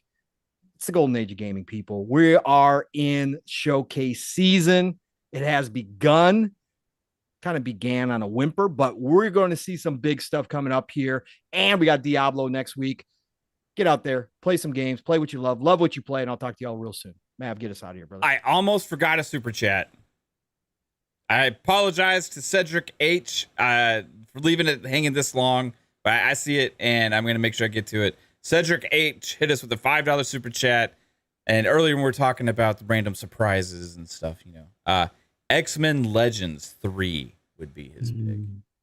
Nice. Nice. Yes, that would be nice. Anything X-Men, I'll be fucking over the moon. I am the person that also asked for a whole like 3-game series just featuring Gambit.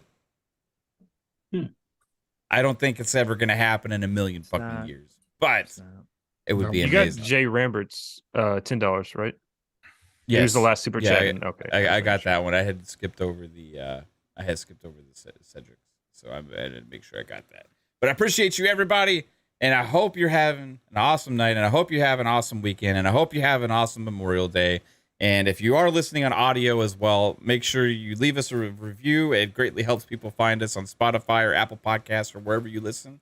Other than that, if you do like the content here on the channel, hit the like button on the way out, share it out, notification bell, sub button, all that stuff greatly helps us grow. And I appreciate all the support, guys. You all fucking rock, and we'll all see you later. And hey, check this out. Brand new cap merch shop. No cap, it's great. Peace. Later. Bye, everybody. Buck up, everyone. Buck up or fuck up. Buck up. Buck up. It's my birthday. Buck up. It's my birthday. My name's Pong Soul. Buck up, motherfuckers. It's my fucking birthday. Buck up, bitches. Bye. Damn.